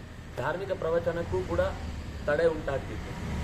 ಅಂತ ಸಂದರ್ಭ ತಿಲಕರು ಏನ್ ಮಾಡಿದ್ರೆ ಹಬ್ಬವನ್ನು ನೆಪವಾಗಿಟ್ಕೊಂಡ್ರು, ಗಣಪತಿಯ ಹಬ್ಬವನ್ನು ನೆಪವಾಗಿಟ್ಕೊಂಡ್ರು. ಗಣಪತಿಯನ್ನು ಕೂಡಿಸುವ ನೆಪದಲ್ಲಿ ಉತ್ಸವದ ವೃತ್ತಿಯಲ್ಲಿ ಎಲ್ಲರನ್ನು ಒಟ್ಟಿಗೆ ಹಾಕುವಾಗ ಕರಪತ್ರವನ್ನು ಗುಟ್ಟಾಗಿ ಎಲ್ಲರಿಗೂ ಕಿಸೆಗಂಚು. ನಾವು ಈ ದಿವಸ ಇಷ್ಟೊತ್ತಿಗೆ ಇಲ್ಲಿ ಸೇರ್ತೇವೆ, ನೀವು ಈ ಮನೆಗೆ ಬನ್ನಿ, ನೀವು ದೊಡ್ಡ ಗುಂಪು ಸೇರುವಂಗಿಲ್ಲ. ಅದಕ್ಕೆ ಅವರವರು 5-5 ಜನರನ್ನ ಅವ್ರವ್ರು ಕರೆದು ಆ 5 ಜನರಲ್ಲಿ ಒಬ್ಬ ನಾಯಕ ಏನ್ ತೀರ್ಮಾನ ಆಯ್ತು ಅಂತ ಮತ್ತೆ ಆ 5 ಜನ ಸೇರಿ ಒಂದ್ ಕಡೆ ಹೋಗಿ ಮಾತಾಡ್ಲಿಕ್ಕೆ, ಅಥವಾ ಈ ಸ್ಟೇಜ್ಗಳಲ್ಲೆಲ್ಲ ಅದು ಹಾಡಿನ ರೂಪದಲ್ಲೇ ದೇಶಭಕ್ತಿ ಗೀತೆಯನ್ನು ಹಾಡಿಸುದು. ದೇವರ ಭಕ್ತಿ ಗೀತೆ ಜೊತೆಗೆ ದೇಶಭಕ್ತಿ ಸೇರ್ತಿದೆ. ಯಾಕಂದ್ರೆ ದೇಶದ ಬಗ್ಗೆ ಎಚ್ಚರ ಬರಬೇಕು ಅನ್ನೋ ದೃಷ್ಟಿಯಿಂದ. ಅದು ಕೊನೆಗೆ ದೇಶವೂ ಹೋಗಿ ದೇವರು ಹೋಗಿ ಇನ್ನೇನು ಆಗ್ಬಿಟ್ಟಿದೆ. ಈಗ ಅದಕ್ಕಿಂತ ದೂರದ ಉಪಾಸನೆ ಆಗ್ಬಿಟ್ಟಿದೆ. ಅಂದ್ರೆ ತೀರಾ ನೀಚತನದ ಪರಮಾವಧಿ. ತಮ್ಮ ರೌಡಿಸಮ್ನ ಮುಖ ಮಟ್ಟಕ್ಕೂ ಇಳಿದು ಬಿಟ್ಟಿದೆ. ಕೊಡ್ಲಿಲ್ಲ ಅಂದ್ರೆ ಅಷ್ಟೇ, ಮನೆಯನ್ನೇ ಧ್ವಂಸ ಮಾಡಿ ತಗೊಂಡು ಹೋಗ್ತಾರೆ. ಮನೆಯಲ್ಲಿ ಇದ್ದಿದ್ದೆಲ್ಲ ಕೊಡಬೇಕು, ಯಾಕಂದ್ರೆ ನಾವು ಮಾಡುವಾಗ ನೀವು ಈ ಬೀದಿಯಲ್ಲಿ ಇರು ತಪ್ಪು ಅಂದ್ರೆ ತಮ್ಮ ತಮ್ಮ ಲಾಭಕ್ಕಾಗಿ ದೇವರನ್ನು ಬಳಸಿಕೊಳ್ಳುವ ಸ್ಥಿತಿ ಬಂದ್ಬಿಟ್ಟಿದೆ. ಹಾಗಾಗಿ ಸಂಕಲ್ಪದ ಸಿದ್ಧಿಗೆ 3 ಯೋಚನೆಗಳು, 3 ಇಂದ್ರಿಯಗಳ ಯೋಚನೆಗಳು ಒಂದಾಗಬೇಕು. ಮಾನಸಿಕ, ದೈಹಿಕ, ವಾಚಿಕ 3 ಕೂಡ ಸಮಾನವಾದಾಗ ಮಾತ್ರ ಅದು ಸಿದ್ಧಿಯನ್ನು ತಂದುಕೊಡುತ್ತೆ. ಮುಂದೆ ಹೇಳ್ತಾನೆ, ಜ್ಞಾನಂ ವೈ ನಾಮ ಪ್ರತ್ಯಕ್ಷಂ ಪರೋಕ್ಷಂ ಜಾಯತೆ ತಪ ವಿದ್ಯಾತ್ ಬಹು ಪಠಂತಂತು ದ್ವಿಜಂ ವೈ ಬಹುಪಾಠಿನಂ. ಈ ಎರಡೂ ಇರಬೇಕು, ಜ್ಞಾನವೂ ಇರಬೇಕು, ತಪಸ್ಸು ಇರಬೇಕು. ಜ್ಞಾನ ಹೊರಗೆ ಸ್ವಲ್ಪ ಕಾಣುತ್ತೆ, ಅವನು ಸ್ವಲ್ಪ ಹೊತ್ತು ಮಾತಾಡಿದಾಗ ಅವನ ಒಳಗಿನ ಸೊಪ್ಪು ಏನಿದೆ ಅಂತ ಗೊತ್ತಾಗುತ್ತೆ, ಅದು ಸರಿ ಇದೆಯೋ ಕೊಳ್ತಿದೆಯೋ ಅಂತ. ಅದರ ತಪಸ್ಸು ಪ್ರತ್ಯಕ್ಷಂ ಜ್ಞಾನಂ, ಆದರೆ ತಪಸ್ಸು ಒಂದು ಪರೋಕ್ಷಂ, ಅದು ಕಾಣುವುದಿಲ್ಲ. ತಪಸ್ಸು ಕಾಣುವುದಿಲ್ಲ ಅಂದರೆ ತಪಸ್ಸು ಅಂದರೆ ಒಂದು ಆಲೋಚನೆ. ತಪಸ್ಸು ಅಂದರೆ ಕಷ್ಟಗಳನ್ನು ಸಹಿಸಿಕೊಳ್ಳುವ ಒಳಗಿನ ಗುಣ. ಎಷ್ಟು ಕಷ್ಟ ಇದ್ರು ಅವರ ಮುಖದಲ್ಲಿ ನಗುನೇ ಮಾಸಲ್ಲ. ನಾವು ಏನು ಅನ್ಕೋತೇವೆ, ನಗ್ತಾ ಇರೋದನ್ನು ನೋಡಿ ಒಬ್ಬ ವ್ಯಕ್ತಿ ತುಂಬ ಸುಖವಾಗಿದ್ದಾನೆ ಅಂತ ಅನ್ಕೊಳ್ತೇವೆ. ಆದರೆ ಕೆಲವರ ಬದುಕು ಎಷ್ಟು ಜರ್ಜರಿತವಾಗಿರುತ್ತೆ. ಆದರೆ ಯಾವತ್ತೂ ಕೂಡ ಮಕ್ಕಳ ಮುಂದೆ ತಂದೆ ತಾಯಿ ಆಗಲಿ ಅಥವಾ ಊರವರ ಮುಂದೆ ಆ ಮನೆವಾಳಿತ ನಡೆಸುವ ಹೆಂಡತಿ ಆಗಲಿ ಗಂಡನಾಗಲಿ ಯಾವತ್ತೂ ತಮ್ಮ ಕಷ್ಟ ಹೇಳ್ಕೊಳ್ಳಲ್ಲ. ಆದರೆ ಉಳಿದವರಿಗೆ ತಲೆಯಲ್ಲಿ ಏನಿರುತ್ತೆ ಅಂದರೆ ಅವರ ತಪಸ್ಸು, ಅವರ ನಿಜವಾದ ಕಷ್ಟದ ಸ್ಥಿತಿಯನ್ನು ಅವರು ಮುಚ್ಚಿಟ್ಟು ಬದುಕ್ತಾ ಇರ್ತಾರೆ. ಅದು ಪರೋಕ್ಷ. ಇದು ಕೇವಲ ಕಷ್ಟ ಸಹಿಸುವುದು ತಪಸ್ಸು ಅಂತ ಅರ್ಥ ಅಲ್ಲ. ಕಷ್ಟವನ್ನು ಸಹಿಸುವಾಗ ದೇವರಿಗಾಗಿ ಇದನ್ನು ಸಹಿಸಿಕೊಳ್ತಾ ಇದ್ದೇನೆ, ದೇಶಕ್ಕಾಗಿ ಸಹಿಸಿಕೊಳ್ತಾ ಇದ್ದೇನೆ ಅಂತ ಒಳಗಿನಿಂದ ಇದ್ದರೆ ಅದು ತಪಸ್ಸಾಗುತ್ತೆ. ದೇಶಕ್ಕಾಗಿ ತಪ್ಪಿಸಿಕೊಳ್ಳುವುದಕ್ಕೆ ಪುಣ್ಯ ಇದೆ, ಆದರೆ ಅದು ತಾತ್ಕಾಲಿಕ ಪುಣ್ಯ. ಯಾಕೆಂದರೆ ದೇಶ ಅನ್ನೋದು ಜಡ, ದೇಶದ ಫಲ ದೊಡ್ಡದು. ಆದರೆ ದೇಶ ಅನ್ನೋದು ಒಂದು ವ್ಯಕ್ತಿ ಅಲ್ಲ, ದೇಶ ಅನ್ನೋದು ಒಂದು ಶಾಶ್ವತವಾದ ಸ್ಥಿತಿಯನ್ನು ಒಡ್ಡುವಂಥದ್ದಲ್ಲ. ಅದು ಇವನು ಹೋಗುವಾಗ ಇನ್ನೊಂದು ದಿವಸ ಇನ್ನೊಬ್ಬರ ಆಳ್ವಿಕೆಗೆ ಬರುತ್ತೆ, ಇನ್ನೊಂದು ಥರದ ನ್ಯಾಯಕ್ಕೆ ಅದು ಒಳಗಾಗುತ್ತೆ. ಆವಾಗ ಆ ಅಸ್ತಿತ್ವವನ್ನು ತಗೊಂಡು ಏನು ಮಾಡ್ಲಿಕ್ಕೆ ಆಗುದಿಲ್ಲ. ಆದರೆ ಇದೆಲ್ಲದರ ಮೂಲದಲ್ಲಿ ಭಗವತ್ ಪ್ರಜ್ಞೆ ಉಳಿಯುವುದಕ್ಕೆ ದೇಶ ಬೇಕು ಅಂತ ಎಚ್ಚರ ಇದ್ರೆ, ದೇವ ಪ್ರೇಮ ಮತ್ತು ದೇಶ ಪ್ರೇಮ ಒಟ್ಟಿಗಿದ್ರೆ ಮಾತ್ರ ದೇಶ ಪ್ರೇಮಕ್ಕೆ ಅರ್ಥ ಬರುತ್ತೆ. ದೇವ ಪ್ರೇಮ ಇಲ್ಲದೆ ಬರೀ ದೇಶ ಪ್ರೇಮ ಆದಾಗಲೂ ಅದು ಬಹಳ ಕಾಲ ಬಾಳಲ್ಲ. ಒಂದು ದಿವಸ ಒಂದು ಕಾಲದಲ್ಲಿ ದೇಶ ದುಸ್ಥಿತಿಯಲ್ಲಿದ್ದಾಗ ದೇಶಕ್ಕಾಗಿ ಎಷ್ಟೆಲ್ಲ ತ್ಯಾಗ ಮಾಡಿದಂತಹ ಮಂದಿಯನ್ನೂ ಕೂಡ ಏನು ಮಾಡಿದ್ರಿ ಈಗ ಬಂಗಾಳದಲ್ಲಿ, ಬಾಂಗ್ಲಾದೇಶದಲ್ಲಿ ಎಲ್ಲ ನಾಶ ಮಾಡಿಬಿಟ್ರು. ಯಾರ ಕೈಯಿಂದ ಉಪಕೃತರಾಗಿದ್ರೋ ಅವರನ್ನೇ ಪೂರ್ತಿ ದ್ರೋಹ ಮಾತ್ರ ಅಲ್ಲ, ಅದು ಚಿತ್ರಹಿಂಸೆ ಕೊಟ್ಟು ಅವರನ್ನು ಹಾನಿ ಮಾಡಿದ್ರು. ಅಂದರೆ ಇದು ದೈವಿಕ ಪ್ರಜ್ಞೆ ಇದ್ದಾಗ ಕನಿಷ್ಠ ಪಕ್ಷ ಅವನಿಗಾದ್ರೂ ಲಾಭ ಇತ್ತು. ಅವನು ಉಪಕಾರ ಮಾಡಿಸಿಕೊಂಡವನು ಪ್ರತ್ಯುಪಕಾರ ಮಾಡಬೇಕು ಅಂತಿಲ್ಲ. ಆದರೆ ಅವನು ಮಾಡಿದ ಪ್ರಾಮಾಣಿಕವಾಗಿ ದೈವಿಕವಾದದ್ದಾದಾಗ ಅದಕ್ಕೊಂದು ಉತ್ತಮವಾದ ಮೇಲಿನ ಫಲ ಇದ್ದೇ ಇದೆ. ಆದರೆ ಇವನು ಬರೀ ಸಹಾಯ ಮಾಡಬೇಕು ದೇವರು ಅಂತ ಚಿಂತನೆ ಇಲ್ಲದೆ ದೇಶ ಅಂತ ಮಾಡಿದ್ದಾಗ ಅವನಿಂದ ಪ್ರತ್ಯುಪಕಾರ, ಯಾಕೆಂದ್ರೆ ದೇವರು ಅನ್ನುವ ಸತ್ಯವನ್ನು ಬಿಟ್ಟು ಅವನು ಚಿಂತಿಸಿದ್ದರ ಪರಿಣಾಮ ಅದು ಪ್ರತಿಫಲ ಕೊಡುವಾಗ ಅಂಥ ಮಹಾಫಲವನ್ನು ಕೊಡ್ಲಿಕ್ಕೆ ಆಗುದಿಲ್ಲ. ಅದು ಯಾಕೆಂದ್ರೆ ಅದರ ಪ್ರತಿಫಲ ಅನ್ನೋದು ನೀವು ಮಾಡಿದ ಉಪಕಾರಕ್ಕೆ ಪ್ರತ್ಯುಪಕಾರ ಇದ್ದೇ ಇರುತ್ತೆ, ಯಾವಾಗ ಬರುತ್ತೆ ಗೊತ್ತಿಲ್ಲ. ಸತ್ಯ ಮತ್ತು ತಪಸ್ಸು ಎರಡೂ ಒಂದಕ್ಕೊಂದು ಹೊಂದಿಕೊಂಡಿರಬೇಕು. ಪ್ರಾಮಾಣಿಕತೆ ಅಂದರೆ ಜ್ಞಾನ ಮತ್ತು ತಪಸ್ಸು, ಜ್ಞಾನ ಅನ್ನೋದು ಮತ್ತು ತಪಸ್ಸು ಅನ್ನೋದು ಜೊತೆಗಿದ್ದಾಗ ಅದು ಉತ್ತಮವಾದ ಗತಿಗೆ ಕಾರಣ ಆಗುತ್ತೆ. ಅವನನ್ನೇ ಬಹುಪಾಠಿನಂ. ಆದ್ರೆ ಇವತ್ತೇನಾಗಿದೆ, ವಿದ್ಯಾತ್ ಪಠಂತಂತು ದ್ವಿಜಂ ವೈ ಬಹುಪಾಠಿನಂ ತಸ್ಮಾತ್ ಕ್ಷತ್ರಿಯ ಮಾಮಂಸ್ಥಾಹ ಜಲ್ಪಿತೇನೇವ ವೈ ದ್ವಿಜಂ. ತುಂಬ ಮಾತಾಡ್ತಾನೆ, ತುಂಬ ಉಪದೇಶ ಕೊಡ್ತಾನೆ, ತುಂಬ ಕರೆಕ್ಟಾಗಿ ಆತನ ಎದುರಿಗೆ ಯಾರೂ ಪ್ರಶ್ನೆ ಕೇಳಿದ್ರು ಅವನ ಎದುರುಗಡೆ ನಿಲ್ಲುವವರಿಲ್ಲ ಅಂದ ಮಾತ್ರಕ್ಕೆ ಅವನನ್ನು ಜ್ಞಾನಿ ಅಂತ ಅನ್ಕೊಳ್ಬೇಡ. ಬುದ್ಧಿವಂತಿಕೆಗೂ ಜ್ಞಾನಕ್ಕೂ ಭಾರಿ ಡಿಫರೆನ್ಸ್ ಇದೆ. ಜ್ಞಾನ ಇದ್ದಲ್ಲೆಲ್ಲ ಸಾತ್ವಿಕತೆ ಇರುತ್ತೆ ಅಂತ ಹೇಳಲಿಕ್ಕೆ ಬರಲ್ಲ. ಸಾತ್ವಿಕತೆ ಇದ್ದಲ್ಲಿ ಜ್ಞಾನ ಇಲ್ಲದೇ ಇರ್ಬೋದು, ಅವನು ಪಾಪ ಪೆಚ್ಚು ಮೋರೆಯವನಾಗಿ ತಪ್ಪಿಸಿಕೊಳ್ಬೋದು. ಅದರಿಂದಾಗಿ ತಾನು ದ್ವಿಜ ಅಂತ ಯಾರು ಹೇಳ್ಕೊಳ್ತಾನೋ ಅವನ ಜಲ್ಪನೆಯಿಂದ ತಿಳಿಲಿಕ್ಕಾಗುದಿಲ್ಲ, ಅವನ ಬ್ರಹ್ಮಜ್ಞಾನಿ ಅಂತ ನಾವು ತಿಳಿಲಿಕ್ಕಾಗುದಿಲ್ಲ. ಬ್ರಹ್ಮಜ್ಞಾನಿ ಯಾರು ಅಂದರೆ ಬಹುಪಾಠಿ, ತುಂಬ ಓದಿದ್ದಾನೆ, ತುಂಬ ಹೇಳ್ತಾನೆ, ತುಂಬ ಕೇಳ್ತಾನೆ, ತುಂಬ ಅದರ ಬಗ್ಗೆ ಎಕ್ಸ್ಪ್ಲನೇಷನ್ ಕೊಡ್ತಾನೆ ಅನ್ನೋದ್ರಿಂದ ತೀರ್ಮಾನ ಮಾಡಲಿಕ್ಕಾಗುದಿಲ್ಲ.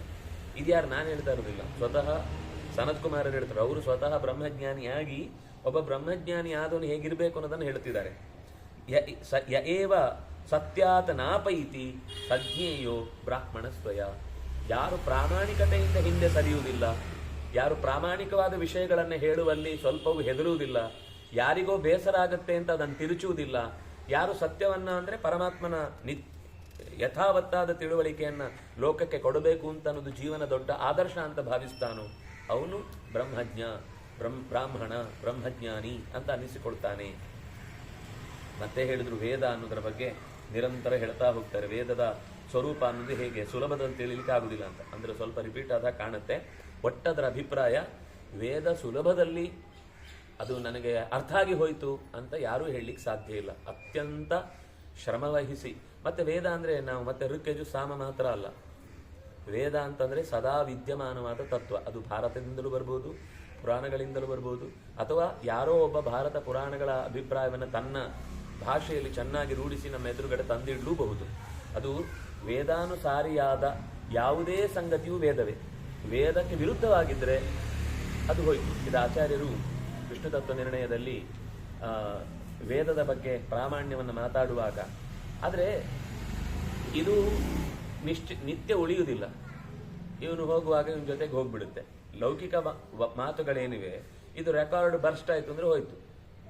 ಆದ್ರೆ ವೇದ ಪುಸ್ತಕ ಸುಟ್ಟು ಹೋದ್ರು ಆಕಾಶದಲ್ಲಿ ಮತ್ತೆ ಇದೆ. ಮತ್ತೊಬ್ಬ ಜ್ಞಾನಿ ಬರ್ತಾನೆ, ಮತ್ತೊಮ್ಮೆ ಅದನ್ನು ಕಾಣ್ತಾನೆ, ಮತ್ತೆ ಆ ಸತ್ಯವನ್ನು ಲೋಕಕ್ಕೆ ಬಿಚ್ಚಿಡ್ತಾನೆ. ಆದರೆ ಅಲ್ಲಿಂದ ಅದಕ್ಕೆ ಪೂರಕವಾಗಿದ್ದ ಮಾತುಗಳು ಆ ಕಾಲದವರೆಗೆ, ಆ ವ್ಯಕ್ತಿ ಬದುಕಿರುವವರೆಗೆ ಅದು ಒಂದು ರೀತಿಯಲ್ಲಿ ರೆಕಾರ್ಡ್ ಆಗತ್ತೆ. ಮಾತು ಹೇಳಿದ್ದು ಯಾವುದು ಹೋಗಲ್ಲ. ಆದರೆ ಅದನ್ನು ಸ್ವೀಕಾರ ಮಾಡುವ ಒಂದು ಯೋಗ್ಯತೆ, ಅರ್ಹತೆ ಒಬ್ಬ ಶಿಷ್ಯನಾದವನು ಅಷ್ಟು ಉಪಾಸನೆ ಮಾಡಿದರೆ ಅದೇ ಮಾತು ನನಗೆ ಕೇಳಬೇಕು ಅಂತ ಹಠ ಹಿಡಿದ್ರೆ ಮಾತ್ರ ಸಿಗುತ್ತೆ. ಆದರೆ ಅವನಿಗೆ ಗುರುಗಳೇ ಇದ್ದಾರೆ ಅನ್ನೋದು ಮರ್ತು ಹೋದ್ರೆ, ಆ ಗುರುಗಳ ಮಹತ್ವವೇ ಗೊತ್ತಿಲ್ಲದೆ ಹೋದ್ರಾಗ ಅದೇ ಮಾತನ್ನು ಟ್ಯೂನ್ ಮಾಡ್ಕೊಳ್ಬೇಕು ಅಂತ ಹೆಂಗೆ ಗೊತ್ತಾಗುತ್ತೆ? ಅದು ಕೊನೆಗೆ ನಾಶ ಆಗುತ್ತೆ. ಆದರೆ ಒಬ್ಬ ಗುರುವಿನಿಂದ ಕೇಳಿದವನಿದ್ರೆ ಅವನ ತಲೆಯಲ್ಲಿ ಏನು ಉಳಿದಿರುತ್ತೆ ಅದು ನೆಕ್ಸ್ಟ್ ಜನ್ಮಕ್ಕಾಗುವಾಗ ಮತ್ತೆ ಕಲೆಕ್ಟ್ ಆಗುತ್ತೆ. ಅವನ ತಲೆಯಲ್ಲಿ ಪಾಠ ಕೇಳಿದವನಾದ್ರೆ, ಶ್ರದ್ಧೆಯಿಂದ ಅದನ್ನು ಉಪಾಸನೆ ಮಾಡಿದವನಾದ್ರೆ, ಅವನು ಈ ಜನ್ಮದಲ್ಲಿ ಅದನ್ನು ವ್ಯಕ್ತಪಡಿಸ್ಲಿಕ್ಕಾಗದೆ ಪ್ರಾಣವನ್ನು ಬಿಟ್ಟರೂ ಕೂಡ ಮತ್ತೊಂದು ಜನ್ಮದಲ್ಲಿ ಹುಟ್ಟಿನಿಂದಲೇನೆ ಅವನಿಗೆ ಆ ತತ್ವಜ್ಞಾನದ ಅರಿವು ಚೆನ್ನಾಗಿರುತ್ತೆ.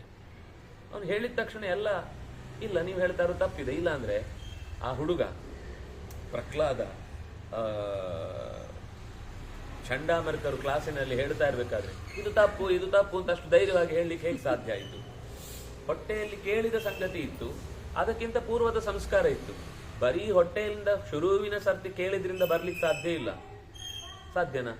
ಹಾಗಿದ್ರೆ ಎಲ್ರಿಗೂ ನಾಳೆಯಿಂದ ಯಾರ್ಯಾರು ಗರ್ಭಿಣಿಯರಿದ್ದಾರೋ ಎಲ್ರಿಗೂ ಪ್ರವಚನ ಹಾಕಿಸಿ ಕೇಳಿಸಿ ಕೇಳಿಸಿ ಕೇಳಿಸಿ ದೇಶಾದ್ಯಂತ ಎಲ್ಲರನ್ನು ಕೂಡ ಬ್ರಹ್ಮಜ್ಞಾನಿಗಳನ್ನಾಗಿ ಮಾಡೋದು ಆಗುತ್ತಾ? ಇಲ್ಲ. ಪೂರ್ವದ ಸಂಸ್ಕಾರ ಇದ್ದದ್ರಿಂದ ಆ ಮಗು ಹೊಟ್ಟೆಯಲ್ಲಿದ್ದಾಗ ಅವ್ರು ಹೇಳ್ತಾ ಇರೋದನ್ನು ಕೇಳಬೇಕು ಅಂತ ಅದಕ್ಕೆ ಆಸಕ್ತಿ ಇತ್ತು.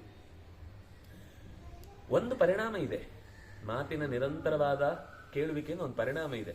ಆದ್ರೆ ಎಲ್ಲರೂ ತತ್ವಜ್ಞಾನಿಗಳಾಗ್ತಾರೆ ಅಂತ ಹೇಳಿ ಬರುವುದಿಲ್ಲ. ಅದರಿಂದಾಗಿ ಮಗುವಿಗೆ ಸಂಸ್ಕಾರ ಅದು ಪ್ರಭಾವವಾಗಿ ಕೆಲಸ ಮಾಡುತ್ತೆ. ಕೆಲವರಲ್ಲಿ ಸ್ವಭಾವ ಇದ್ದದ್ರಿಂದ ಬೇಗ ಅದು ಪ್ರವೃತ್ತಿಗೆ ಬರುತ್ತೆ. ಅದರಿಂದಾಗಿ ಆ ಹುಡುಗನಿಗೆ ನಾರದರು ಆ ಬಾಲ್ಯದಲ್ಲಿ ಅದು ಗರ್ಭದಲ್ಲಿರುವಾಗ ಹೇಳಿದ ಸಂಗತಿಯಿಂದಾಗಿ ಆ ಗುರುಗಳಲ್ಲಿ ಪಾಠ ಮಾಡುವಾಗಲೇ ಆಕ್ಷೇಪ ಮಾಡಿದ. ನೀವು ಹೇಳ್ತಾ ಇರೋದು ತಪ್ಪು, ನೀವೆಲ್ಲ ಹಿರಣ್ಯಕಶಿಪುವಿಗೆ ಹೊಂದುವ ಹಾಗೆ ಹೇಳ್ತಾ ಇದ್ದೀರಿ ಹೊರತು ದೇಶದ ಉದ್ಧಾರದ ದೃಷ್ಟಿಯಿಂದ, ದೇಹದ ಉನ್ನತಿಕೆಯ ದೃಷ್ಟಿಯಿಂದ, ಜೀವದ ಬೆಳವಣಿಗೆಯ ದೃಷ್ಟಿಯಿಂದ ನೀವು ಯಾವ ನಿರ್ಧಾರವನ್ನು ಹೇಳ್ತಿಲ್ಲ. ದೊಡ್ಡವ್ರು ಹೇಳಿದ ಪಾಠ ಕೇಳಬೇಕಷ್ಟೇ, ನೀನೇನು ಜೋರು ಮಾಡೋದು? ಟೆಕ್ಸ್ಟ್ ಬುಕ್ ಹೀಗೆ ಇದೆ, ಹೀಗೆ ಹೇಳ್ಬೇಕು, ಹೀಗೆ ಕಲಿಬೇಕು, ಹೀಗೆ ಪಾಸ್ ಆಗೋದು, ಹೀಗೆ ಎಮ್ಮೆಗಳಾಗಬೇಕು. ಇದಿಲ್ಲದೆ ಇದ್ರೆ ನಿಮ್ಮನ್ನು ಯಾರನ್ನು ಎಮ್ಮೆ ಮಾಡ್ಲಿಕ್ಕಾಗಲ್ಲ ಅಂತ ಬೈದು ಕಳಿಸಿದ್ರು ಸುಮ್ಮನಾದ. ಆದ್ರೆ ಉಳಿದ ಹುಡುಗರಿಗೆ ತಾಳ್ಮೆ ತಡಿಲಿಕ್ಕಾಗಲಿಲ್ಲ, ಕುತೂಹಲ ತಡಿಲಿಕ್ಕಾಗಲಿಲ್ಲ. ಏನದು ನೀನು ಅಷ್ಟು ಪ್ರಶ್ನೆ ಕೇಳಿದವರು ಪಾಪ ಬಾಯಿ ಉತ್ತರ ಕೊಡ್ಲಿಕ್ಕಾಗದೆ ಹೋದ್ರು, ನಮ್ಗೆ ಅದನ್ನು ತಿಳ್ಕೊಳ್ಬೇಕು ಅಂತಿದೆ ಹೇಳು. ಮತ್ತೆ ಒಂದು ಸ್ಪೆಷಲ್ ಕ್ಲಾಸ್ ಸಂಜೆ ಮೇಲೆ. ಕ್ಲಾಸ್ ಮಾಮೂಲು ರೆಗ್ಯುಲರ್ ಕ್ಲಾಸ್ ಆದ್ಮೇಲೆ ಇವೊಂದು ಎಕ್ಸ್ಟ್ರಾ ಕ್ಲಾಸ್. ಹಾಗೆ ದೈತ್ಯ ಬಾಲಕರು ಕೂಡ ಅವನ ಬಾಲ್ಯದ ಆ ಮಾತು ನೋಡಿ. ಸತ್ಯ ಒಬ್ಬ ಹುಡುಗ ಹೇಳಿದ್ರು ಇಷ್ಟಪಡ್ತಾನೆ. ಪ್ರಾಮಾಣಿಕತೆ ಅದೇ ಹೇಳಿ ಮತ್ತೆ ಪ್ರಾಮಾಣಿಕತೆ ಅನ್ನೋದೇ ಬಂದು ನಿಲ್ಲಂತೆ. ಜ್ಞಾನ ಅವರೂ ಹೇಳಿದ್ದು ದೊಡ್ಡವರಾಗಿ ವೇದಗಳ ಆಧಾರದಿಂದಲೇ ಹೇಳಿದ್ದವರು ಕೂಡ. ಆದ್ರೆ ಅದು ಇಷ್ಟ ಆಗ್ಲಿಲ್ಲ ಪ್ರಹ್ಲಾದನಿಗೆ. ನಾರದರು ಹೇಳಿದ್ದೆ ತಲೆಯಲ್ಲಿ ಗುಯ್ಗುಡ್ತಾ ಇತ್ತು. ಯಾಕಂದ್ರೆ ಅವ್ರು ಹೇಳಿದ್ದು ವೇದದ ಆಧಾರ, ಅವರು ವೇದ ಹೇಳ್ಕೊಟ್ಟದ್ದಲ್ಲ, ವೇದದ ಸಾರವನ್ನ ಅವನ ತಲೆಯಲ್ಲಿ ತುಂಬಿದ್ದು.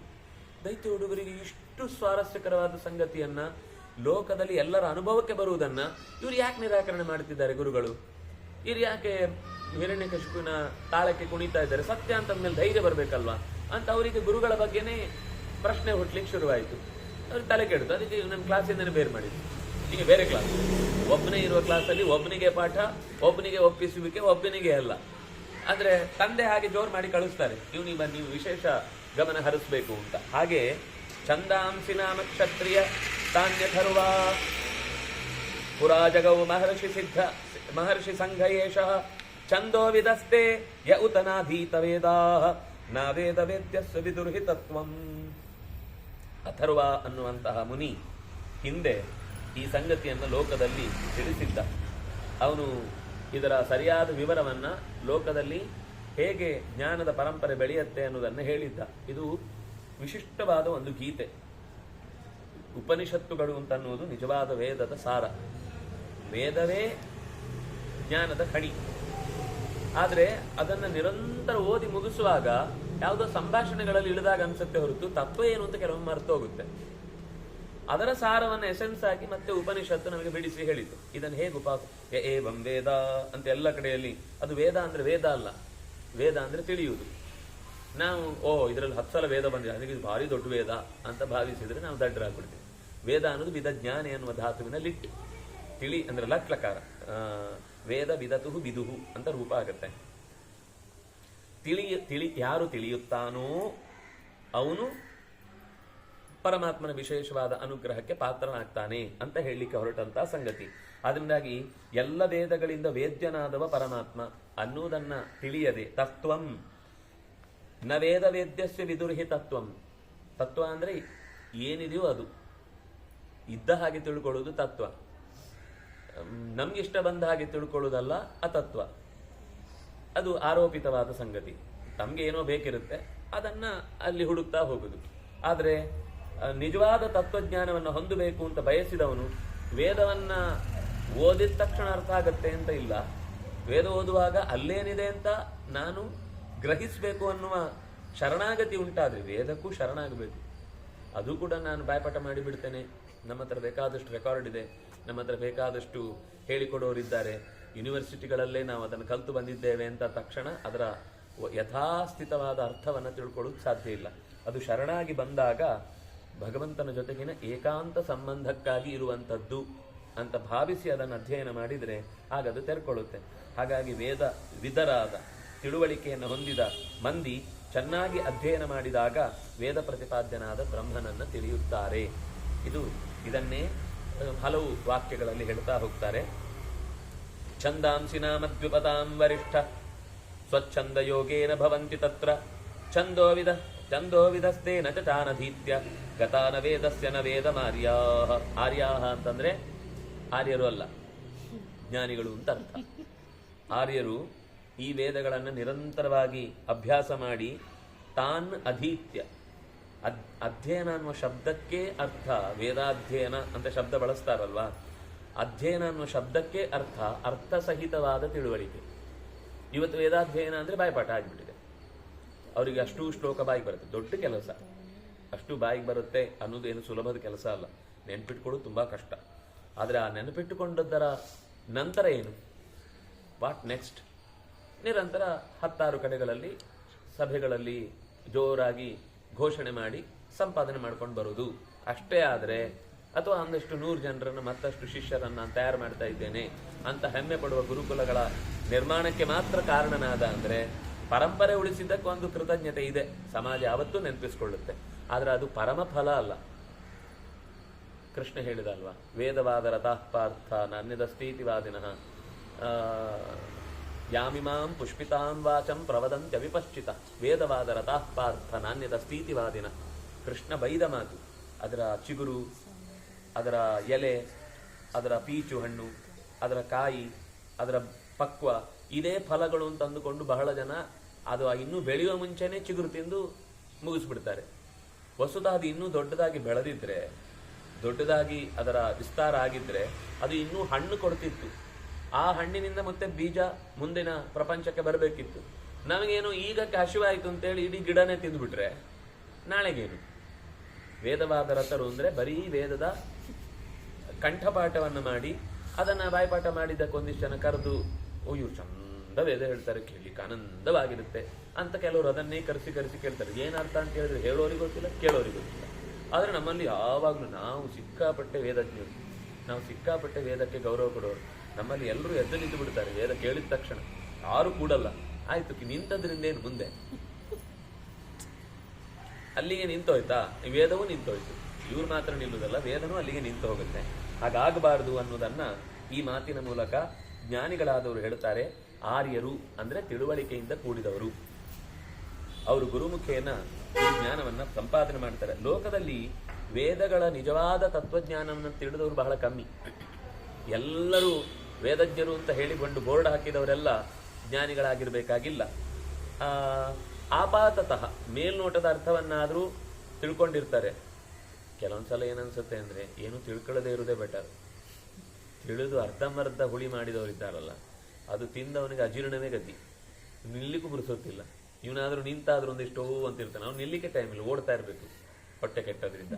ಆದ್ರಿಂದ ಸುಮ್ಮನೆ ವೇದವನ್ನು ಓದಿ ವೇದದಿಂದ ತಿಳಿಬೇಕಾದ್ದೇನುವುದನ್ನೇ ತಿಳಿಯದೆ ಅವನಿಗೆ ಏನೇನೋ ಹೊಳೆಯುತ್ತೆ, ಏನೇನೋ ಅಬದ್ಧ ಸಂಗತಿಗಳನ್ನೆಲ್ಲ ಇದು ವೇದದಲ್ಲಿ ಹೇಳಿದೆ, ಇದು ವೇದದ ಸಾರ, ಇದು ಹಾಗೆ ಹೀಗೆ ಅಂತ ಅವರವರದ್ದೇ ದೊಡ್ಡ ದೊಡ್ಡ ಅಧ್ಯಯನ ಅಂತ ಪುಸ್ತಕಗಳನ್ನು ಬರೆದು ಹಾಕ್ತಾ ಇರ್ತಾರೆ. ಆದರೆ ಅದು ನಿಷ್ಠವಾದ ವಿಷಯ ಆಗಬೇಕು ಅಂತಂದ್ರೆ ಮುಖ್ಯವಾದ ಅದರ ಕೊನೆ ಯಾವುದು ಅಂದ್ರೆ ತತ್ವ, ಅದು ಪರಮಾತ್ಮನೇ. ಪರಮಾತ್ಮನ ತಿಳುವಳಿಕೆಗೆ ಅದು ಸಿಗದೆ, ಪರಮಾತ್ಮನ ತಿಳಿವನ್ನ ಅದು ಕೊಡದೇ ಇದ್ರೆ ಆ ವೇದಕ್ಕೆ ಯಾವ ಅರ್ಥವೂ ಇಲ್ಲ. ಅಂದ್ರೆ ಬೇರೆ ಅರ್ಥ ಅನ್ನೋದು ಅರ್ಥ ಅಲ್ಲ. ಲೋಕದಲ್ಲಿ ಹೇಳ್ಕೊಳ್ಳಿಕ್ಕಾಗುತ್ತೆ, ಬಿರುದು ಬಾವಲಿಗಳೆಲ್ಲ ಬರ್ತಾವೆ, ವೇದ ಪ್ರವೀಣ, ವೇದ ವ್ಯಾಸ, ವೇದ ತತ್ವಜ್ಞಾನಿ, ವೇದ ಅದು ಇದು ಅಂತ 100 ಹಾಕೊಳ್ತಾರೆ. ಕೆಲವ್ರದ್ದೆಲ್ಲ ಹೆಸರಿಗಿಂತ 3 ಪಟ್ಟು 10 ಪಟ್ಟು ಮೇಲ್ಗಡೆ ಅವರದ್ದು ಬಾವಲಿಗಳೇ ಇರ್ತವೆ. ಅದು ರಾತ್ರಿ ಅಲ್ಲ, ಹಗಲೇ ಓಡಾಡ್ತಾ ಇರುತ್ತೆ. ವೇದದಲ್ಲಿ ಬ್ರಹ್ಮನನ್ನ ತಿಳಿಸುವಂತಹ ಪೂರ್ಣತೆಯನ್ನು ತಿಳಿಸುವಂತಹ ಮಾತುಗಳು ಇಲ್ಲ. ಅದು ತಿಳಿಸ್ಲಿಕ್ಕೆ ಪೂರ್ಣವಾಗಿ ಪ್ರಯತ್ನ ಹಾಕುತ್ತೆ, ಆದರೆ ಅದು ಪೂರ್ಣವಾಗಿ ಪರಮಾತ್ಮನ ತಿಳಿಸ್ಲಿಕ್ಕೆ ಆಗುದಿಲ್ಲ. ಬಹಳ ಗಂಭೀರವಾಗಿ ತಿಳ್ಕೊಳ್ಬೇಕು. ವೇದ ಪೂರ್ಣವಾಗಿ ಪರಮಾತ್ಮನನ್ನು ತಿಳಿಸ್ಲಿಕ್ಕೆ ಇರುವುದು, ಆದರೆ ಅದು ಪೂರ್ಣನಾದ ಪರಮಾತ್ಮನನ್ನು ತಿಳಿಸುವುದಿಲ್ಲ. ಅಪೂರ್ಣವಾಗಿ ಭಗವಂತನನ್ನು ತಿಳಿಸ್ಲಿಕ್ಕೆ ಅದಕ್ಕೂ ಸಾಧ್ಯ ಇಲ್ಲ. ಆದ್ರಿಂದಾಗಿ ಆ ವೇದದಿಂದ ಪ್ರಪಂಚದ ಬಗ್ಗೆಯೂ ತಿಳಿಲಿಕ್ಕಾಗತ್ತೆ, ಪರಮಾತ್ಮನ ಬಗ್ಗೆಯೂ ತಿಳಿಲಿಕ್ಕಾಗತ್ತೆ. ಹಿಂದೆ ಎಲ್ಲ ಟೆಕ್ಸ್ಟ್ ಒಂದೇ, ಲೌಕಿಕ ವಿದ್ಯೆಯೂ ಅದೇ, ಅಲೌಕಿಕ ವಿದ್ಯೆಯೂ ಅದೇ. ಒಂದರಿಂದ ಈಚೆ ತಿರುಗಿಸಿದ್ರೆ ಏನು ಯದಾ ವಿಷ್ಣುಸ್ತು ವಾಚಕ, ಯಾವಾಗ ವೇದಗಳು ಪರವಿದ್ಯೆಗಳು ಅಂತ ಅನ್ನಿಸ್ತವೆ, ಅದು ವಿಷ್ಣುಸ್ತು ವಾಚಕ. ತಾಯೇವ ಅಪರಾವಿದ್ಯಾ, ಅದೇ ವಿದ್ಯೆಗಳು ಅಪರಗಳಾಗ್ತವೆ. ಯದಾ ವಿಷ್ಣುಸ್ತು ಅವಾಚಕ, ವಿಷ್ಣುವಿನ ವಾಚನ ಮಾಡದೆ, ವಿಷ್ಣುವಿನ ಬಗ್ಗೆ ಹೇಳದೆ ಲೋಕದ ಬಗ್ಗೆ ಅದು ಹೇಳ್ತಾ ಇದೆ ಅಂತಂದಾಗ ಅದು ನಮ್ಮ ಇವತ್ತಿನ ಲೌಕಿಕ ಶಿಕ್ಷಣ. ಯಾವಾಗ ಅದು ಅದೇ ಸ್ವಿಚ್ ಈಚೀಚೆ ಮಾಡಿದ್ರೆ ಆಯ್ತು, ಪಾಠ ಎರಡೂ ಒಂದೇ. ಸ್ವಿಚ್ ಈಚೆ ಮಾಡಿಬಿಟ್ರೆ ಅದು ಪರಮಾತ್ಮನ ತತ್ವಜ್ಞಾನದ ಕಡೆಗೆ ತಿರುಗಿತು ಅಂತಂದಾಗ ಈ ಜ್ಞಾನ ವೇಸ್ಟ್ ಅಂತಲ್ಲ, ಈ ಜ್ಞಾನ ಲೋಕಕ್ಕೆ ಬೇಕೇ ಬೇಕು. ಇದನ್ನೇ ಶಿಫ್ಟ್ ಮಾಡಿದ್ರು. ಈಗ ನೋಡಿ, ತತ್ವಜ್ಞಾನವೇ ಬೇರೆ, ಲೌಕಿಕ ಜ್ಞಾನವೇ ಬೇರೆ. ಲೌಕಿಕ ಜ್ಞಾನ ಓದಿ ಬಂದವನು ಇನ್ನೂ ಒಂದಿಷ್ಟು ತತ್ವಜ್ಞಾನಕ್ಕೆ ವಿರೋಧಿ ಆಗ್ತಾನೆ, ಬಿಟ್ರೆ ತತ್ವಜ್ಞಾನ ಇಲ್ವೇ ಇಲ್ಲ ಅಂತ ಬೇಕಾದ್ರೂ ಸಾಧಿಸ್ತಾನೆ, ಪ್ರೂವ್ ಮಾಡಿ ತೋರಿಸ್ತಾನೆ, ಬೇಕಾದ್ರೆ ಪ್ರಯೋಗಕ್ಕೆ ತಯಾರಾಗ್ತಾನೆ. ಬಿಟ್ರೆ ಅವನಿಗೆ ಲೋಕದಲ್ಲಿ ನೆಮ್ಮದಿಯಿಂದ ಬದುಕಲಿಕ್ಕೆ ಯಾವ ಕುರುಹು ಅವನ ಬದುಕಿನಲ್ಲಿ ಸಿಗಲ್ಲ. ಆದ್ರಿಂದಾಗಿ ಪ್ರಪಂಚದ ತಿಳುವಳಿಕೆಯನ್ನ ವೇದ ತಿಳಿದ್ರೆ, ಪರಮಾತ್ಮನನ್ನ ತಿಳಿದ್ರೆ ಪ್ರಪಂಚವನ್ನು ಚೆನ್ನಾಗಿ ತಿಳಿತಾನೆ. ಅದನ್ನೇ ಏನ ವಿಜ್ಞಾತೇನ ಸರ್ವಮಿದಂ ವಿಜ್ಞಾತಂ ಭವತಿ ಅಂತ ಪ್ರಶ್ನೆ ಕೇಳಿದ್ದಕ್ಕೆ ಉತ್ತರ ಕೊಡ್ತಾ ಬಂದದ್ದು. ಅಥರ್ವಣ ಬಹಳ ಚೆನ್ನಾಗಿ ಈ ಮಾತನ್ನ ನಿರೂಪಣೆ ಮಾಡುತ್ತೆ. ಅದರ ಜೊತೆಗೆ ವೇದ ಅನ್ನೋದು ಪ್ರಮಾಣವೂ ಹೌದು. ನಮಗೆ ಹಿಂದಿನಿಂದ ಏನಾಗ್ತಾ ಇತ್ತು, ಧಾತಾ ಯಥಾಪೂರ್ವಮ ಕಲ್ಪಯತ್, ಹಿಂದೆ ಹೇಗಿತ್ತೋ ಹಾಗೆ ಮತ್ತೆ ಸೃಷ್ಟಿ ಮಾಡಿದ್ರು. ಹಿಂದೆ ಹೇಗಿತ್ತು ಮತ್ತೆ ವೇದಕ್ಕೆ ಬಂತು, ಪ್ರಶ್ನೆ ಅಲ್ಲೇ ಬರುತ್ತೆ, ಉತ್ತರವೂ ಅಲ್ಲೇ ಸಿಗುತ್ತೆ. ಜಗತ್ ಹೇಗೆ ನಡೀತಾ ಇದೆ, ನಮ್ಮ ಇವತ್ತಿನ ಮಾತಿನ ಪ್ರಪಂಚಕ್ಕೆ ಮತ್ತು ಪ್ರಪಂಚದಲ್ಲಿರುವ ಅರ್ಥ ಅಂದ್ರೆ ಪದಾರ್ಥ, ಇದರ ಪರಿಚಯಕ್ಕೆ ವೇದವೇ ಪರಮ ಸಾಕ್ಷಿ. ವೇದವೇ ಪರಮ ಅಂದ್ರೆ ಅದು ರಾಜನ ಬಗ್ಗೆ ಮಾತಾಡುತ್ತೆ, ಎಷ್ಟೋ ರಾಜರ ಬಗ್ಗೆ ಉಲ್ಲೇಖ ಇದೆ, ಎಷ್ಟೋ ಋಷಿಗಳ ಬಗ್ಗೆ ಉಲ್ಲೇಖ ಇದೆ. ಅಂದ್ರೆ ಹಿಂದಿನ ಸೃಷ್ಟಿಯ ಪ್ರಕ್ರಿಯೆಯಲ್ಲಿ ಏನೆಲ್ಲ ಆಯಿತು ಅನ್ನೋದನ್ನು ಹೇಳುತ್ತೆ.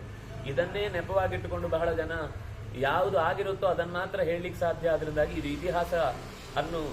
ಇತಿಹಾಸವನ್ನು ಉಲ್ಲೇಖ ಮಾಡುತ್ತೆ, ಆದ್ರಿಂದಾಗಿ ಇದು ಅಪೌರುಷೇಯ ಅಲ್ಲ ಅಂತ ವಾದಿಸುವವರು ಇದ್ದಾರೆ.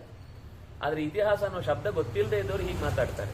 ಇತಿಹಾಸ ಅಂದ್ರೆ ಏನು ಅಂದ್ರೆ, ಇತಿಹಾಸ ಹಿಂದೆಯೂ ಹೀಗೆ ಇತ್ತು, ಈಗಲೂ ಹೀಗೆ ಇದೆ, ಮುಂದೆಯೂ ಹೀಗೆ ಇರುತ್ತೆ ಅನ್ನೋದನ್ನ ಇತಿಹಾಸ ಅಂತ ಶಬ್ದ ಹೇಳುತ್ತೆ. ವೇದ ಇತಿಹಾಸ ಹೇಳಿತು ಅಂದ್ರೆ ಹಿಂದಿದ್ದನ್ನು ಹೇಳ್ತಾ ಇದೆ, ಮುಂದಿದ್ದನ್ನು ಹೇಳ್ತಾ ಇದೆ. ಆ ತಾಕತ್ ಅದಕ್ಕೆ ಇರುವುದರಿಂದನೇ ಅದು ಸಾರ್ವಕಾಲಿಕ ವೈಶ್ವಿಕ ಸಂವಿಧಾನ. ಎಲ್ಲ ಕಾಲದ್ದನ್ನೂ ವೇದ ಮಾತಾಡುತ್ತೆ.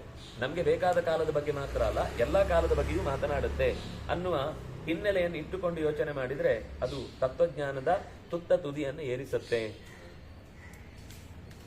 ಹೀಗೆ ವೇದಗಳ ನಿಜವಾದ ಅರ್ಥವನ್ನು ಯಾರು ಬಲ್ಲವರಾಗ್ತಾರೋ ಅವರು ತತ್ವಜ್ಞರು ಅಂತ ಅನಿಸಿಕೊಳ್ತಾರೆ, ಬ್ರಹ್ಮಜ್ಞರು ಅಂತ ಅನಿಸಿಕೊಳ್ತಾರೆ. ವೇದ ಹೇಗೆ ಅಂದ್ರೆ ಮರದ ಕೊಂಬೆ ಕಾಣುತ್ತೆ, ಮರದ ಕೊಂಬೆಯ ಆ ಸೈಡಿಗೆ ಚಂದ್ರನ ತುಂಡು ಕಾಣುತ್ತೆ. ಮರದ ಕೊಂಬೆ ತೋರಿಸಿ ಚಂದ್ರನನ್ನ ತೋರಿಸಿದಾಗ ಓಹ್ ಇದು ಚಂದ್ರ ಅಂತ ಅವನಿಗೆ ಕಾಣಿಸಿತು. ಆದರೆ ವಸ್ತುತಃ ಚಂದ್ರ ಅಷ್ಟೇಯಾ? ಚಂದ್ರ ಎಷ್ಟೋ ಇದ್ದಾನೆ. ಆದರೆ ಕೊಂಬೆಯಿಂದ ಚಂದ್ರ ಕಂಡ ಹಾಗೆ ವೇದದಿಂದ ಪರಮಾತ್ಮ ಒಂದು ತುಂಡು ಕಾಣ್ತಾನೆ. ಎಷ್ಟು ಚಂದದ ಉದಾಹರಣೆ ನೋಡಿ. ಅದು ಹೇಳಿದ ಮಾತು ಯಥಾ ಶಾಖಾ ಹಿ ಮಹೀರುಹಸ್ಯ ಸಂವೇದನೆ ಚೈವ ಯಥಾಮನಂತಿ ತಸ್ಮಿನ್ ಹೆ ಸತ್ಯೇ ಪರಮಾತ್ಮನೋರ್ಥೇ. ಪರಮಾತ್ಮನನ್ನು ತಿಳಿಸುವ ವಿಷಯದಲ್ಲಿ, ಅರ್ಥ ಅಂದ್ರೆ ಆ ಉದ್ದೇಶದಿಂದ ಹೊರಟ ವಿಷಯವು ಯಥಾ ಆಮನಂತಿ, ಅದರಿಂದ ಇದಕ್ಕೆ ಆಮ್ನಾಯ ಅಂತ ಹೆಸರು. ಯಾವುದು ಆಮನಂತಿ, ಯಾವುದು ಪರಮಾತ್ಮನನ್ನು ತಿಳಿಸಿಕೊಡುತ್ತೋ ಅದು ಆಮ್ನಾಯ. ಆಮ್ನಾಭ್ಯಾಸೆ ಅಂತ ಒಂದು ಶಬ್ದ ಇದೆ. ನಿರಂತರ ಅಭ್ಯಾಸದಿಂದ ಯಾವುದು ತಿಳಿಯಲ್ಪಡುತ್ತೋ, ನಿರಂತರ ಅಭ್ಯಾಸ ಮಾಡಿದ್ರೆ ಮಾತ್ರ ಒಂದು ಪರಂಪರೆ ಉಳಿಲಿಕ್ಕೆ ಸಾಧ್ಯವೋ ಅದನ್ನ ಆಮ್ನಾಯ ಅಂತ ಕರೀತಾರೆ. ಅಭ್ಯಾಸದಿಂದ ಒದಗುವಂಥದ್ದು. ನೋಡಿ ಎಷ್ಟು ಶಬ್ದಗಳಿವೆ. ವೇದ ವಿದ್ಯಮಾನತ್ವಾತ್, ವೇದ ಸರ್ವದಾ ವಿದ್ಯಮಾನತ್ವಾತ್, ಯಾವಾಗಲೂ ಇರುವುದು, ಆದ್ರಿಂದ ಆಗೋದು ವೇದ. ಯಾವಾಗಲೂ ಕೊಡುವುದು, ವಿಧ ಲಾಭೆ ಅಥವಾ ವಿಧ ಪ್ರಾಪ್ತವು, ಯಾವಾಗಲೂ ಅದು ಕೊಡ್ತಾ ಇರುತ್ತೆ. ನೀವು ಯಾವಾಗ ಕೇಳಿದ್ರು ಏನ್ ಕೇಳಿದ್ರು ವೇದ ಕೊಡುತ್ತೆ. ಅದನ್ನ ಉಪಾಸನೆ ಮಾಡುವ ಕ್ರಮ ಗೊತ್ತಾದ್ರೆ ಆಯ್ತು. ವಿಧ ವಿಚಾರಣೆ, ಅದು ಚರ್ಚೆ ಮಾಡುತ್ತೆ. ಇದು ವೇದವು, ಇದು ಬ್ರಹ್ಮನು, ಅದು ಬ್ರಹ್ಮನು, ಅದು ಸುಮ್ಮನೆ ನಾನು ಹೇಳಿದ್ದೇನೆ ಒಪ್ಕೊಂಬಿಡು, ಇದು ನಮ್ಮ ಭೂತ ಅಲ್ಲ ಯಾವುದೋ ಒಂದು ಪ್ರೇತ ಹೇಳಿಬಿಟ್ಟಿದೆ, ಹೇಳಿದ್ದನ್ನ ನೀನು ಒಪ್ಪದೇ ಇದ್ರೆ ನಿನ್ನ ತಲೆ ಹಾರೋಗುತ್ತೆ ಅಂತ ಹೇಳುವುದಿಲ್ಲ ವೇದ. ತಾನೇ ಹೇಳಿದ ವಿಷಯವನ್ನ ಇನ್ನೊಂದು ಕಡೆ ಚರ್ಚೆ ಮಾಡುತ್ತೆ. ಅದೇ ಹೇಗೆ ಹಾಗೆ ಹೇಳ್ತಾರೆ, ಅದೇ ಹೀಗೆ ಹೇಳ್ತಾರೆ ಅಂತ ವಿಧ ವಿಚಾರಣೆ. ವಿಧ ಜ್ಞಾನಿ.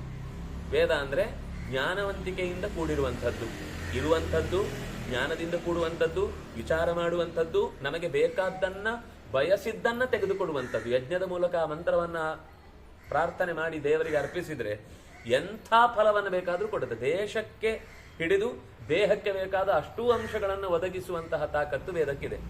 ವೇದ ಆಮ್ನಾಯ, ಅಭ್ಯಾಸದಿಂದ ಮತ್ತೆ ಅಭ್ಯಾಸದಿಂದ ಮಾತ್ರ ಒಲಿಯುವಂಥದ್ದು.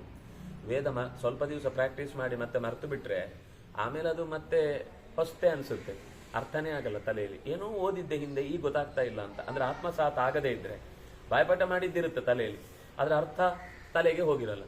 ಅಂದಾಗಿ ಮತ್ತೆ ಪ್ರಾಕ್ಟೀಸ್ ಮಾಡಿದರೆ ಮಾತ್ರ ಜ್ಞಾನ ಬರುತ್ತೆ. ಅದು ವೇದ ಆದ್ರೂ ಸರಿ, ಜ್ಞಾನ ಆದ್ರೂ ಸರಿ. ಲೋಕದ ಜ್ಞಾನವೂ ಕೂಡ ಹಾಗೇನೆ. ನಾವು ಮತ್ತೆ ಮನನ ಮಾಡಿದರೆ ಮಾತ್ರ. ಭಾಷೆ ಬರಬೇಕು ಅಂದ್ರೂ ನಾವು ಅದರ ಶಬ್ದ, ಧಾತು, ಅರ್ಥ ಇಷ್ಟು ಕಲ್ತ್ರೆ ಆಗುದಿಲ್ಲ. ಅದನ್ನು ಪ್ರಯೋಗಕ್ಕೆ ತರಬೇಕು, ಮತ್ತೆ ಅಭ್ಯಾಸ ಮಾಡಬೇಕು. ಆಗ ಮಾತ್ರ ಅದು ತಿಳಿಲಿಕ್ಕೆ ಸಾಧ್ಯವಾಗುತ್ತೆ. ಶ್ರುತಿ ಕೇಳಿ ಕೇಳಿ ಕೇಳಿ ಕೇಳಿ ಕೇಳಿ ಉಳಿದು ಕೇಳದೆ ಬರುವುದೇ ಇಲ್ಲ. ಅದು ನಿರಂತರ ಕೇಳ್ತಾ ಇರಬೇಕು, ದೊಡ್ಡವರಿಂದ ಕೇಳ್ತಾ ಇರಬೇಕು, ವಿಷಯಗಳನ್ನು ಮತ್ತೆ ಕಿವಿಗೆ ಹಾಕೊಳ್ತಾ ಇರಬೇಕು. ಅಂದ್ರೆ ನೀವು ವೇದಕ್ಕೆ ಏನೆಲ್ಲ ಶಬ್ದ ಇದೆ ಎಲ್ಲವನ್ನು ಗಮನಿಸಿ, ಅದು ತುಂಬಾ ವಿಸ್ತಾರವಾದ ಅರ್ಥವನ್ನು ಹೊತ್ತುಕೊಂಡು ನಿಂತಿದೆ. ಇಂಥದ್ದು ವೇದ ಅಂದ್ರೆ ಏನು ಅಂತ ಗೊತ್ತಾದ್ಮೇಲೆ ಅದಕ್ಕೆ ಇಳಿದ್ರೆ ಅದೊಂದು ಸ್ವಲ್ಪ ನಮ್ಮನ್ನು ತಗೊಳುತ್ತೆ. ನನ್ನನ್ನು ಸ್ವಲ್ಪ ಅಧ್ಯಯನ ಮಾಡಿ ನನ್ನ ಹತ್ರ ಬರ್ತಾ ಇದ್ದಾನೆ, ನಾನು ಇವನಿಗೆ ಮುಖ ಮಾಡಿ ನಿಲ್ಲಬೇಕು ಅಂತ ಅದು ಇಷ್ಟಪಡುತ್ತೆ. ನಾವು ಅದೇನು ಇಲ್ಲದೆ ನಾವು ಏನು ಫೀಸ್ ಕಟ್ಟಿದ್ದೇವೆ ಕೊಡಿ, ಇಷ್ಟು ಬರಬೇಕು, ಇವನಿಗೆ ಪೆನ್ ಡ್ರೈವ್ ಹಾಕಿ ತಲೆಗೆ ಚುಚ್ಚಬೇಕಷ್ಟೇ, ಇನ್ನೇನು ಮಾಡಿದ್ರು ತಲೆ ಒಳಗೆ ಹೋಗಲ್ಲ ಅಂತ ಅಷ್ಟು ಅವನು ಅದರ ಬಗ್ಗೆ ನಿರ್ಲಕ್ಷ್ಯ ಭಾವದಿಂದ ಇರ್ತಾನೆ. ಆದರೆ ವೇದ ಕೇವಲ ಇಷ್ಟೆಲ್ಲ ಆಗಿಯೂ ಶರಣಾಗತರಾದರೂ ಅವನಿಗೆ ಅಗತ್ಯ ಇದ್ದದನ್ನು ಕೊಡುತ್ತೆ, ಅವನಿಗೆ ಯೋಗ್ಯವಾದದನ್ನು ಕೊಡುತ್ತೆ. ಅವನು ಅಯೋಗ್ಯವಾದದನ್ನು ಬಯಸಿದ್ರೆ ಅಯೋಗ್ಯಮಿಚ್ಛನ್ನ ಪುರುಷ ಪತತ್ಯೇವನ ಸಂಶಯ. ತನಗೆ ಅರ್ಹತೆ ಇಲ್ಲದ ವಿಷಯವನ್ನ ಶಂಭೂಕ ಪಾರ್ವತಿ ಪತಿಯಾಗಬೇಕು ಅಂತ ಬಯಸಿದ. ಆ ಕಾರಣಕ್ಕಾಗಿ ಅವನಿಗೆ ಸಾವಾಯಿತು ಹೊರತು ರಾಮ ಅವನನ್ನ ಸಂಹಾರ ಮಾಡಿದ್ದು ಅವನು ತಪಸ್ ಮಾಡಿದ್ದಾನೆ ಅಂತ ಅನ್ನೋ ಕಾರಣಕ್ಕಲ್ಲ. ಅವನು ಯಾವುದನ್ನ ಬಯಸಿದ? ಮೊದಲು ಪಾರ್ವತಿಯನ್ನ ಪ್ರಾರ್ಥನೆ ಮಾಡಿ ಆಗಲೇ ನನಗೆ ಎಲ್ಲ ಏನೇನ್ ಬೇಕು ಅಂತೆಲ್ಲ ಕೇಳಿದ್ದ. ಆಮೇಲೆ ಅವಳೇ ಬೇಕು ಅಂತ ಅವಳಿಂದ ಬೇಕು ಅಂತ ಬಯಸಿ ಆಮೇಲೆ ಅವಳನ್ನೇ ಬೇಕು ಅಂತ ಬಯಸಿದ. ಅದು ಅವನ ಸಾವಿಗೆ ಕಾರಣವಾಯಿತು ಹೊರತು ಇನ್ನು ಅವನ ಹುಟ್ಟು ಅವನ ವ್ಯವಸ್ಥೆ ಸಾಮಾಜಿಕ ವ್ಯವಸ್ಥೆಯನ್ನಿಟ್ಟುಕೊಂಡು ರಾಮನಾಗಲಿ ಅಥವಾ ರಾಮಾಯಣವಾಗಲಿ ಅವರನ್ನು ಸಂಹಾರ ಮಾಡಿದ್ದಕ್ಕೆ ಸಮರ್ಥನೆಯನ್ನು ಕೊಟ್ಟೇ ಇಲ್ಲ. ಹಾಗಿದ್ರೆ ಶುರುವಿನ ಕಥೆ ಬಿದೋಗ್ತಿತ್ತು ದಶರಥನ ವಿಷಯದಲ್ಲಿ.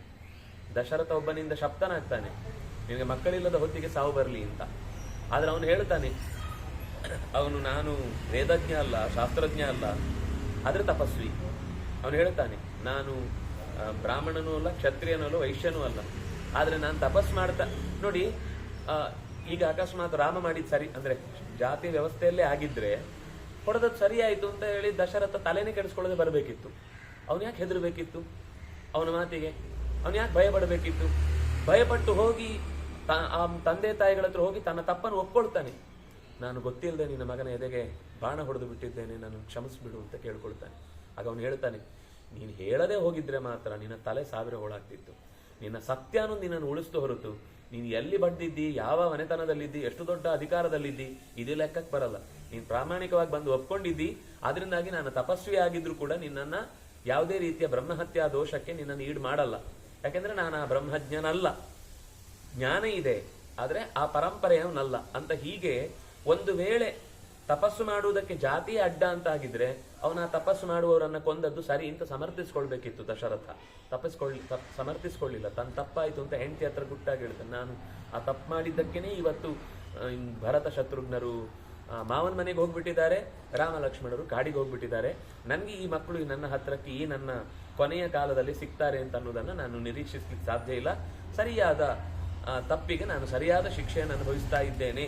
ನಾನು ಮಾಡಿದ ತಪ್ಪಿಗೆ ನೋಡಿ, ಅವನಿಗೆ ಅದಕ್ಕೆ ಆಕ್ರೋಶ ಬರಲಿಲ್ಲ, ದುಃಖ ಆಯ್ತು, ಮಗ ಇಲ್ಲ ಅನ್ನೋದು ವ್ಯಥೆ ಇತ್ತು. ಆದ್ರೆ ತನಗೆ ಎಂಥ ಗತಿ ಬಂದು ಬಿಡ್ತು ಅಂತ ಅಳ್ಳಿಲ್ಲ. ಆ ವ್ಯಥೆಯಲ್ಲಿ ಸಾಯ್ಲಿಲ್ಲ ಅವನು. ಯಾಕೆಂದ್ರೆ ಕೊನೆಗೆ ಹೇಳ್ತಾರೆ, ಅವನು ರಾಮ ರಾಮ ರಾಮ ರಾಮ ಅಂತ ಸ್ಮರಿಸ್ತಾನೇ ಪ್ರಾಣ ಬಿಟ್ಟ ಅಂತ. ಅದಲ್ಲದೆ ಇದ್ರೆ ಅವನ ಅಕಸ್ಮಾತು ಹೆಣ್ಣಿನ ಮಾತಿಗೆ ಮರುಳಾಗಿ ದೇಶವನ್ನೇ ಬಲಿಕೊಟ್ಟ ಅನ್ನೋದೇ ಸತ್ಯವಾಗಿದ್ರೆ, ರಾಮಚಂದ್ರ ಸೀತೆಯನ್ನ ಕರ್ಕೊಂಡು ಬರುವಾಗ ಅಲ್ಲಿ ದಶರಥ ಸ್ವರ್ಗದಿಂದ ಇಳಿದು ಬರ್ತಾನೆ. ಸ್ವರ್ಗದಿಂದ ಇಳಿದು ಬಂದು ಅವನನ್ನ ಮಾತಾಡಿಸ್ತಾನೆ ರಾಮಚಂದ್ರನನ್ನು.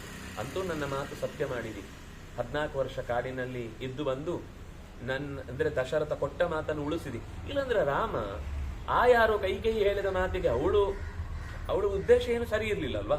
ರಾಮಚಂದ್ರ ಅದನ್ನ ನಿರಾಕರಣೆ ಮಾಡ್ಬೋದಿತ್ತಲ್ವಾ? ನೀನ್ ಹೇಳಿದ ಮಾತನ್ನ ನಾನು ಯಾಕೆ ಒಪ್ಕೊಳ್ಬೇಕು ಅಂತ ಅವನಾದ್ರೂ ಹೇಳ್ಬೋದಿತ್ತಲ್ಲ. ಅವನೂ ಹೇಳದ ದಶರಥನ ಮಾತನ್ನ ಉಳಿಸಿದ ಅಂದ್ರೆ ದಶರಥ ಅತ್ಯಂತ ಸಜ್ಜನನೇ. ಯಾವುದೋ ಒಂದು ಕಾರಣದಲ್ಲಿ ಹಿಂದೆ ಕೊಟ್ಟ ಮಾತನ್ನ ಅವಳು ದುರುಪಯೋಗ ಪಡಿಸಿಕೊಂಡು ಅವನಿಗೆ ಅದನ್ನ ಮೀರ್ಲಿಕ್ಕಾಗ್ಲಿಲ್ಲ. ಆ ಹೊತ್ತಿಗೆ ಒಂದು ತಪ್ಪು ಮಾತಾಡಿದ.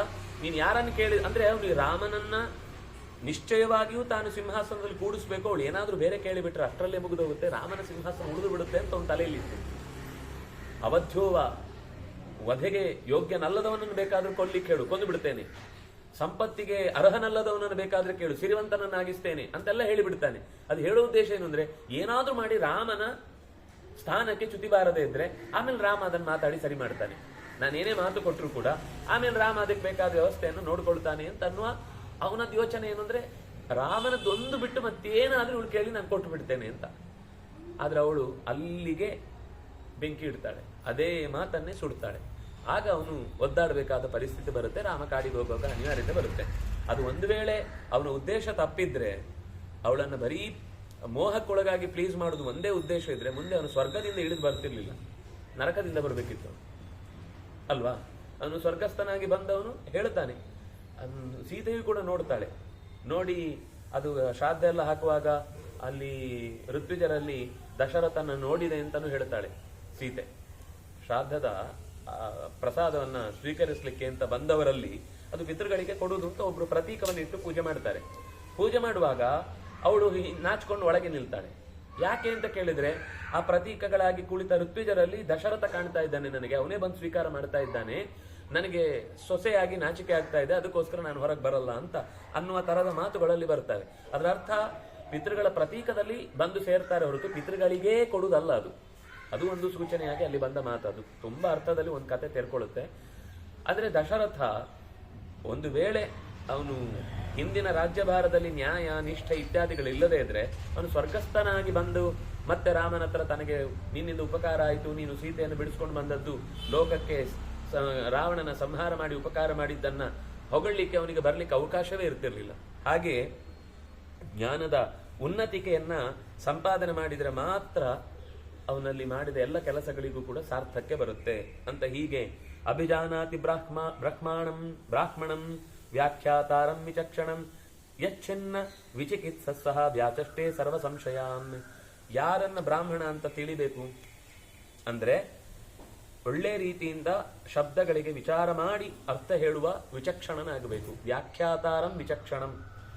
ಮತ್ತೆ ಯಶ್ಚಿನ್ನ ವಿಚಿಕಿತ್ಸಃ ತಾನು ಸ್ವತಃ ಸಂದೇಹದಿಂದ ಹೊರಗೆ ಬಂದಿರಬೇಕು, ಇನ್ನೊಬ್ಬರ ಸಂದೇಹವನ್ನು ಪರಿಹರಿಸುವನಾಗಬೇಕು. ಇದನ್ನೇ ಇನ್ನೊಂದು ರೀತಿಯಲ್ಲಿ ಆಚಾರ್ಯರು ಸರ್ವಮೂಲದಲ್ಲಿ ಹೇಳಿದ್ದಾರೆ. ಅಸಂಶಯ ಸಂಶಯಚ್ಚಿತ್ ಗುರುರುಕ್ತೋ ಮನೀಷಿಭಿ. ಅಸಂಶಯ ಸಂಶಯಚ್ಚಿತ್. ಚಿತ್ ಅಂದ್ರೆ ಛೇದಿಸುವವನು, ಸಂಶಯ ಇಲ್ಲದವನು ಮತ್ತು ಕೇಳಿದವರ ಸಂಶಯವನ್ನು ಪರಿಹರಿಸಬಲ್ಲವನು, ಅವನು ಮಾತ್ರ ಗುರುವಾಗ್ತಾನೆ ಅಂತ. ಕೆಲವೊಮ್ಮೆ ಕೆಲವರಲ್ಲಿ ಒಳ್ಳೆ ತಿಳುವಳಿಕೆ ಇರುತ್ತೆ, ಅವ್ರಿಗೆ ಸಂದೇಹ ಇರಲ್ಲ, ಆದ್ರೆ ಇನ್ನೊಬ್ಬರ ಸಂದೇಹ ಬಿಡಿಸ್ಲಿಕ್ಕೆ ಬರಲ್ಲ. ಕೆಲವರು ಇನ್ನೊಬ್ಬರ ಸಂದೇಹ ಚೆನ್ನಾಗಿ ಬಿಡಿಸ್ತಾರೆ, ಆಮೇಲೆ ಒಳಗೋಗಿ ದೇವರಿದ್ದಾನೆ ಗೊತ್ತಿಲ್ಲ, ಅವನನ್ನು ನಂಬಿಸಿ ಬಂದಿರ್ತಾನೆ, ದೇವರಿದ್ದಾನೆ ಅಂತ ಮಾತು ಹೇಳಿ ಜೋರು ಮಾಡಿ ಅವನನ್ನು ಕೂಡಿಸಿ ಬಂದಿರ್ತಾನೆ. ಆಮೇಲೆ ಒಳಕ್ಕೆ ತನಗೆ ಕಷ್ಟ ಬಂದಾಗ ಏನೋ ಎಲ್ಲರಿಗೂ ಹೇಳ್ತೇನೆ, ನನಗೆ ಒಳಗಿನಿಂದ ಅದು ಏನು ಅಂತ ಗೊತ್ತಿಲ್ಲ, ಆದ್ರೆ ಅಕಸ್ಮಾತ್ ದೇವರು ಅಂತ ಒಬ್ಬ ಇದ್ರೆ ಅವನಿಗೊಂದು ನಮಸ್ಕಾರ, ಹೋಗ್ಲಿ ಹಾಳಾಗೋಗ್ಲಿ ಅಂತ ಒಳಗಿನಿಂದ ಅವನೇ ಡೌಟ್, ಯಾವಾಗ್ಲೂ ಡೌಟ್ಫುಲ್ ಆಗಿರ್ತಾನೆ. ಅದಲ್ಲ, ತಾನೂ ಅಸಂಶಯನಾಗಿರ್ಬೇಕು, ಇನ್ನೊಬ್ಬರ ಸಂದೇಹವನ್ನು ಪರಿಹರಿಸುವನಾಗಬೇಕು. ಅವನು ಸಂಶಯ ಚಿತ್ತಾದಾಗ ಜ್ಞಾನಿ ಆಗ್ತಾನೆ. ನಾಸ್ಯ ಪರಿಯೇಷಣಂ ಗಚ್ಚೇತ್ ಪ್ರಾಚೀನಂ ನೋತ ದಕ್ಷಿಣಂ ನಾರ್ವಾಚೀನಂ ಕುತಸ್ತಿರ್ಯಂ ದಿಶಂತು ಕದಂಚನ. ಏನಿದೆ ಅಲ್ಲಿ? ತಿರಿಯಂಗ್ ಆದ್ಮೇಲೆ ದಿಶಂತು ಕದಂಚ ಇಲ್ಲ, 7 ಅಕ್ಷರ ಆಗುತ್ತೆ. ಅಲ್ಲಿ ಏನೋ ಇದೆ, ಇಲ್ಲಿ ಕಾಣ್ತಾ ಇಲ್ಲ. ನಾದಿಶಂತು ಅಂತಿದ್ಯಾ?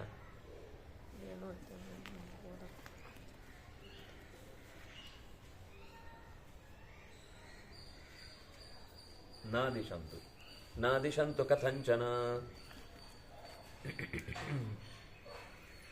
ಹುಡುಕ್ತಾ ಹೋಗೋನು ನಿರಂತರ ಪೂರ್ವಕ್ಕೆ ಹೋಗ್ತಾನೆ ಅಂತ ಇಟ್ಕೊಳ್ಳಿ. ಶಾಸ್ತ್ರವನ್ನ ನೆಟ್ಟಗೆ ಪೂರ್ವ ದಿಕ್ಕಿಗೆ ಹೋದ, ಇನ್ನೊಬ್ಬ ಪಶ್ಚಿಮಕ್ಕೆ ಹೋದ, ಮತ್ತೊಬ್ಬ ದಕ್ಷಿಣಕ್ಕೆ ಹೋದ, ಮತ್ತೊಬ್ಬ ಉತ್ತರಕ್ಕೆ ಹೋದ. ಯಾವ ಮೂಲೆಗೂ ನೆಟ್ಟಗೆ ಹೋಗಿಬಿಟ್ಟ ಅಂದ್ರೆ ಸತ್ಯ ಸಿಗುವುದಿಲ್ಲ. ಸರಳ ರೇಖೆಯಲ್ಲೇ ನನ್ನ ಬದುಕನ್ನು ನಡೆಸುವವನು, ನನ್ನ ಸರಳ ಜೀವನವೇ ದೊಡ್ಡ ಜೀವನ ಅಂತ ಹೇಳಿ ಓಡಾಡಿದ್ರೆ ಜೀವನದ ಹೆಸರಲ್ಲಿ ಸರಳ ಇರುತ್ತೆ, ಜೀವನ ದುರ್ಬಲ ಆಗಿರುತ್ತೆ, ಏನೇನಾಗಿದೆ ಅಂತ ಗೊತ್ತು. ಅದರಿಂದ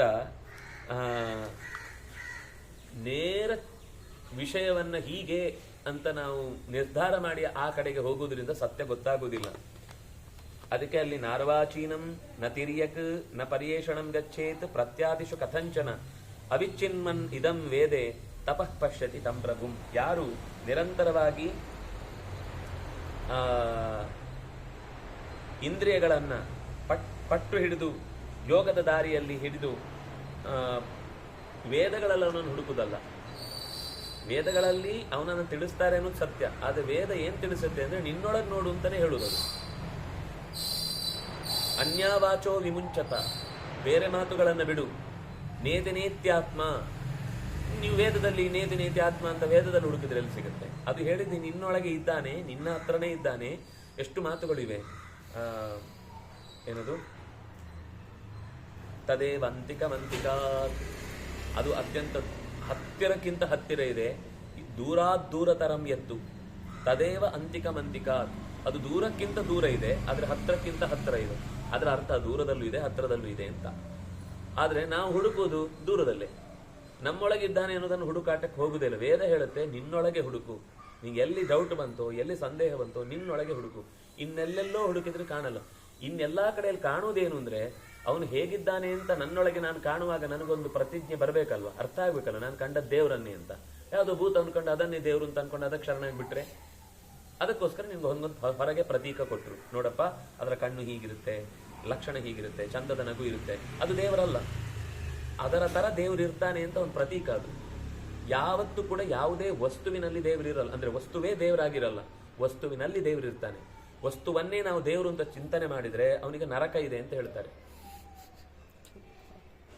ಯಾಕೆಂದ್ರೆ ಪ್ರತಿಮೆಯನ್ನ ಜಡವನ್ನೇ ದೇವರು ಅಂತ ಹೇಳಿದ್ರೆ ದೇವರನ್ನು ಜಡ ಮಾಡಿದಾಗಾಯ್ತಲ್ಲ.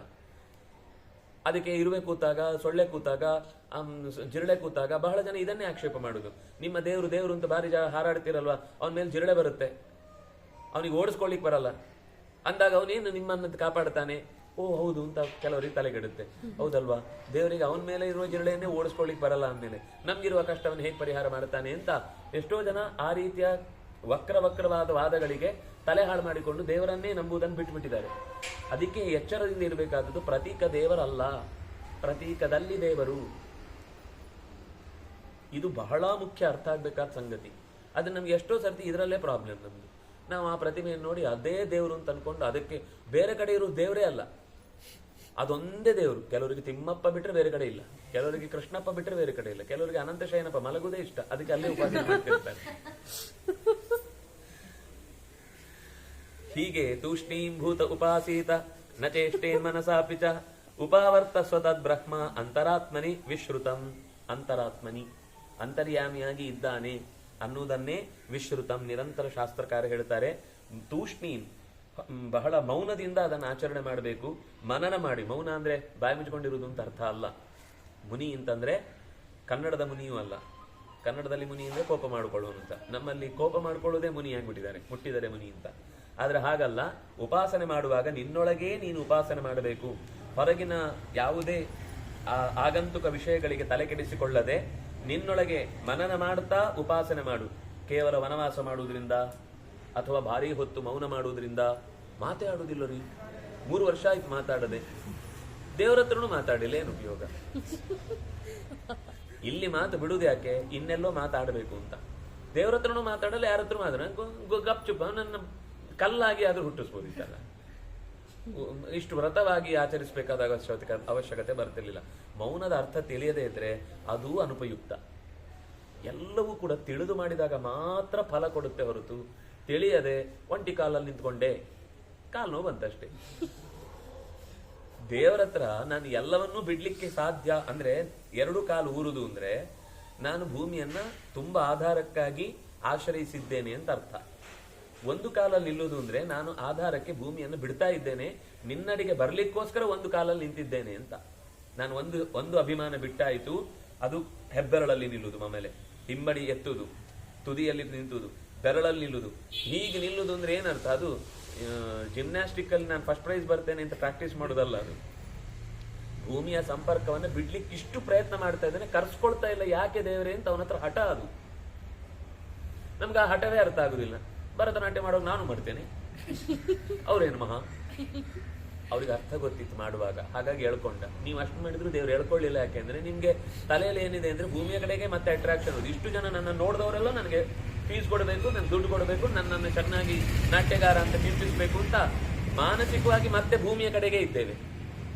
ದೇಹದಿಂದ ಭೂಮಿಯಿಂದ ಹೊರಗೆ ಬರಬೇಕು ಅನ್ನೋದರ ತಾತ್ಪರ್ಯ ಮನಸ್ಸಿನಿಂದಲೂ ಹೋಗಿ ದೇಹದಿಂದಲೂ ಬಿಡ್ಲಿಕ್ಕೆ ನಾನ್ ಸಿದ್ಧ, ನೀನ್ ಕರ್ಕೋ, ಅದು ಉತ್ಕರ್ಷ. ಅದು ಕೆಳಗೆ ಹೇಳ್ಕೊಡುವಂತಹದ್ದಲ್ಲ ಅನ್ನುವ ಚಿಂತನೆಯಿಂದ ಹುಟ್ಟಿದ್ದು. ಅದೇ ಗೊತ್ತಾಗುದಿಲ್ಲ. ಮೌನಾನ್ನ ನ ಮುನಿರ್ಭವತಿ, ಮೌನದಿಂದ ಯಾರು ಮುನಿಯಾಗುವುದಿಲ್ಲ. ನಾ ಅರಣ್ಯವಾಸಿಬಿ, ಅರಣ್ಯಕ್ಕೆ ಹೋಗಿ ಕೂಡುವುದರಿಂದ ಉಪಯೋಗ ಇಲ್ಲ. ಅದಾಂತಸ್ಯ ಕುತೋವನೆ, ಮನೆಗೆ ಹೋಗಿಯೂ ಅಂದ್ರೆ ಕಾಡಿಗೆ ಹೋಗಿಯೂ ಮನೆಯದ್ದೇ ಯೋಚನೆ. ಅಯ್ಯೋ ಕಾಡು ತಂದು ಬಿಟ್ಟೆ, ಪಾಪ ಹೆಂಡತಿ ಏನ್ ಮಾಡ್ತಾಳೋ ಏನು, ಪಾಪ ಮಕ್ಳು ಏನ್ ಮಾಡ್ತಾರೋ ಏನು. ಓಡಿದವನಿಗೆ ಮನೆಯದ್ದೇ ಚಿಂತೆ ಆದ್ರೆ ಆ ಕಾಡಿನಿಂದೇನು? ಕಾಡಲ್ಲಿ ಎಲ್ಲ ಬಿಟ್ಟು ಬರ್ಲಿಕ್ಕೋಸ್ಕರ, ಕಾಡು ಅಂತ ಬೇಡಪ್ಪ ನಿಮ್ಗೆ ತಲೆ ಕೆಡುತ್ತೆ. ಯಾತ್ರೆಗೆ ಹೋದ, ಯಾತ್ರೆಯಲ್ಲಿ ಅಲ್ಲಿ ಬಹಳ ಏನೇನೋ ವ್ಯವಸ್ಥೆ ಇತ್ತು ಅವನಿಗೆ. ಆದ್ರೆ ಅಲ್ಲೇನೋ ಸಮಸ್ಯೆ ಆಯ್ತು. ಎಲ್ಲ ಕಡೆಯಲ್ಲೂ ಫೋನ್ ನೋಡಿ, ನಾನು ಇಲ್ಲಿದ್ದೇನೆ, ನೀನು ಹೋಗಿದ್ದ, ಅವರನ್ನು ಕರ್ಕೊಂಡು ಹೋಗೋದ? ಹಾಗಿದ್ರೆ ಇನ್ನೊಂದು 4 ಜನರದ ಫೋನ್ ಮಾಡಿ ನೀವು ಅಲ್ಲೆಲ್ಲ ನನಗೆ ಯಾತ್ರೆ ಮಾಡಿಸಿ ಅಂತ ಹೇಳಿ ಹೋಗಿ ಬರೋದಿತ್ತಲ್ಲ. ಎಷ್ಟು ಹೇಳ್ತಾರೆ ಅಂದ್ರೆ ಪಾದಯಾತ್ರೆ ಮಾಡಿಯೇ ಹೋಗ್ಬೇಕು ಯಾತ್ರೆಗೆ ಹೋಗುದಾದ್ರೆ. ಪುಣ್ಯ ಬರುತ್ತೆ. ಎಷ್ಟು ಪುಣ್ಯ ಬರುತ್ತೆ ಅಂದ್ರೆ ತೀರ್ಥದಲ್ಲಿ ಮಿಂದ ಪುಣ್ಯ ಬರುತ್ತೆ. ಇಲ್ಲೇ ಎಲ್ಲಿ ಭಾಗವತದಲ್ಲಿ ಕೊನೆಗೆ ಬರುತ್ತೆ, ದೂರದ ನೀರಿನಲ್ಲಿ ಹೋಗಿ ಮಿಂದು ಬರುವುದೇ ತೀರ್ಥಯಾತ್ರೆ ಅಂತ. ಅಮೆಜಾನಿಗೆ ಹೋಗಿ ಮುಳುಗಿ ಬರುದು, ನೈಲ್ಗೆ ಹೋಗಿ ಮುಳುಗಿ ಬರುದು ಅಂದ್ರೆ ಬೇರೆ ಏನೂ ಇಲ್ಲ, ಕಷ್ಟ ಪಡುವುದೇ ಇಲ್ಲ ಅಂತ. ಮಧ್ಯದಲ್ಲಿ ಹೋಗುವ ದಾರಿಯುದ್ದಕ್ಕೂ ಏನೆಲ್ಲ ಕಷ್ಟ ಬರುತ್ತೋ ಅದನ್ನು ಸಹಿಸಿಕೊಂಡು ಸಿಗುವ ಜ್ಞಾನಿಗಳ ಜೊತೆಗೆ ಚರ್ಚೆ ಮಾಡಿ ಬರುವ ಕಷ್ಟಗಳನ್ನೆಲ್ಲ ಇಷ್ಟು ಬಂದಾಗ್ಲೂ ದೇವರನ್ನ ವಿರೋಧಿಸದೆ ನನಗೆ ಆಗಲೂ ಆ ಕ್ಷೇತ್ರಕ್ಕೆ ಹೋದಾಗ ದೇವರು ನೆನಪಾಗಿ ನಾನು ಅದಕ್ಕೋಸ್ಕರ ಶರಣಾಗ್ತೇನೆ ಅಂತಂದ್ರೆ ಅದು ಯಾತ್ರೆ, ಇದು ಜಾತ್ರೆ. 50 ಬಸ್ ಹೋದೆ, 60 ಬಸ್ ಹೋದೆ, ಎಲ್ಲರನ್ನು ಕರ್ಕೊಂಡು ಹೋದೆ, ಜೊತೆಗೆ ಅಷ್ಟು ಜನಕ್ಕೆ ನಾನು ಏನೋ ವ್ಯವಸ್ಥೆ ಮಾಡಿದೆ, ಎಲ್ರಿಗೂ ಭ್ರಮೆ. ಕರ್ಕೊಂಡೋದವನಿಗೂ ಭ್ರಮೆ, ಹೋದವರಿಗೂ ಒಟ್ಟಿಗೆ ಭ್ರಮೆ. ಹೋಗ್ಬಾರ್ದು ನಾನು ಹೇಳ್ತಿಲ್ಲ, ಅದು ಬೇರೆ ಇನ್ನೇನೋ ಬೇಡವಾದ ಕೆಲಸಕ್ಕೆ ಹೋಗೋದಕ್ಕಿಂತ ಇಷ್ಟಕ್ಕೆ ಹೋಗ್ತಾರೆ ಅನ್ನೋದು ಸತ್ಯ. ಆದ್ರೆ ಅದು ಪೂರ್ಣ ಆಗುದು ಯಾವಾಗ ಅಂದ್ರೆ ಕನಿಷ್ಠ ಪಕ್ಷ ನಮ್ಗೆ ಅಲ್ಲಿ ತನಕ ಹೋಗ್ಲಿಕ್ಕೆ ಆಗ್ಲಿಲ್ಲ ಅಂದ್ರು ಇಲ್ಲೇ ಎಲ್ಲಾದ್ರೂ ನಾವು ಹೋಗುವ ಜಾಗಕ್ಕಾದ್ರೂ ಒಂದ್ಸರ್ತಿ ನಡ್ಕೊಂಡು ಒಂದ್ಸರ್ತಿ ಅದರ ಅನುಭವ ಬೇರೆ ಇದೆ.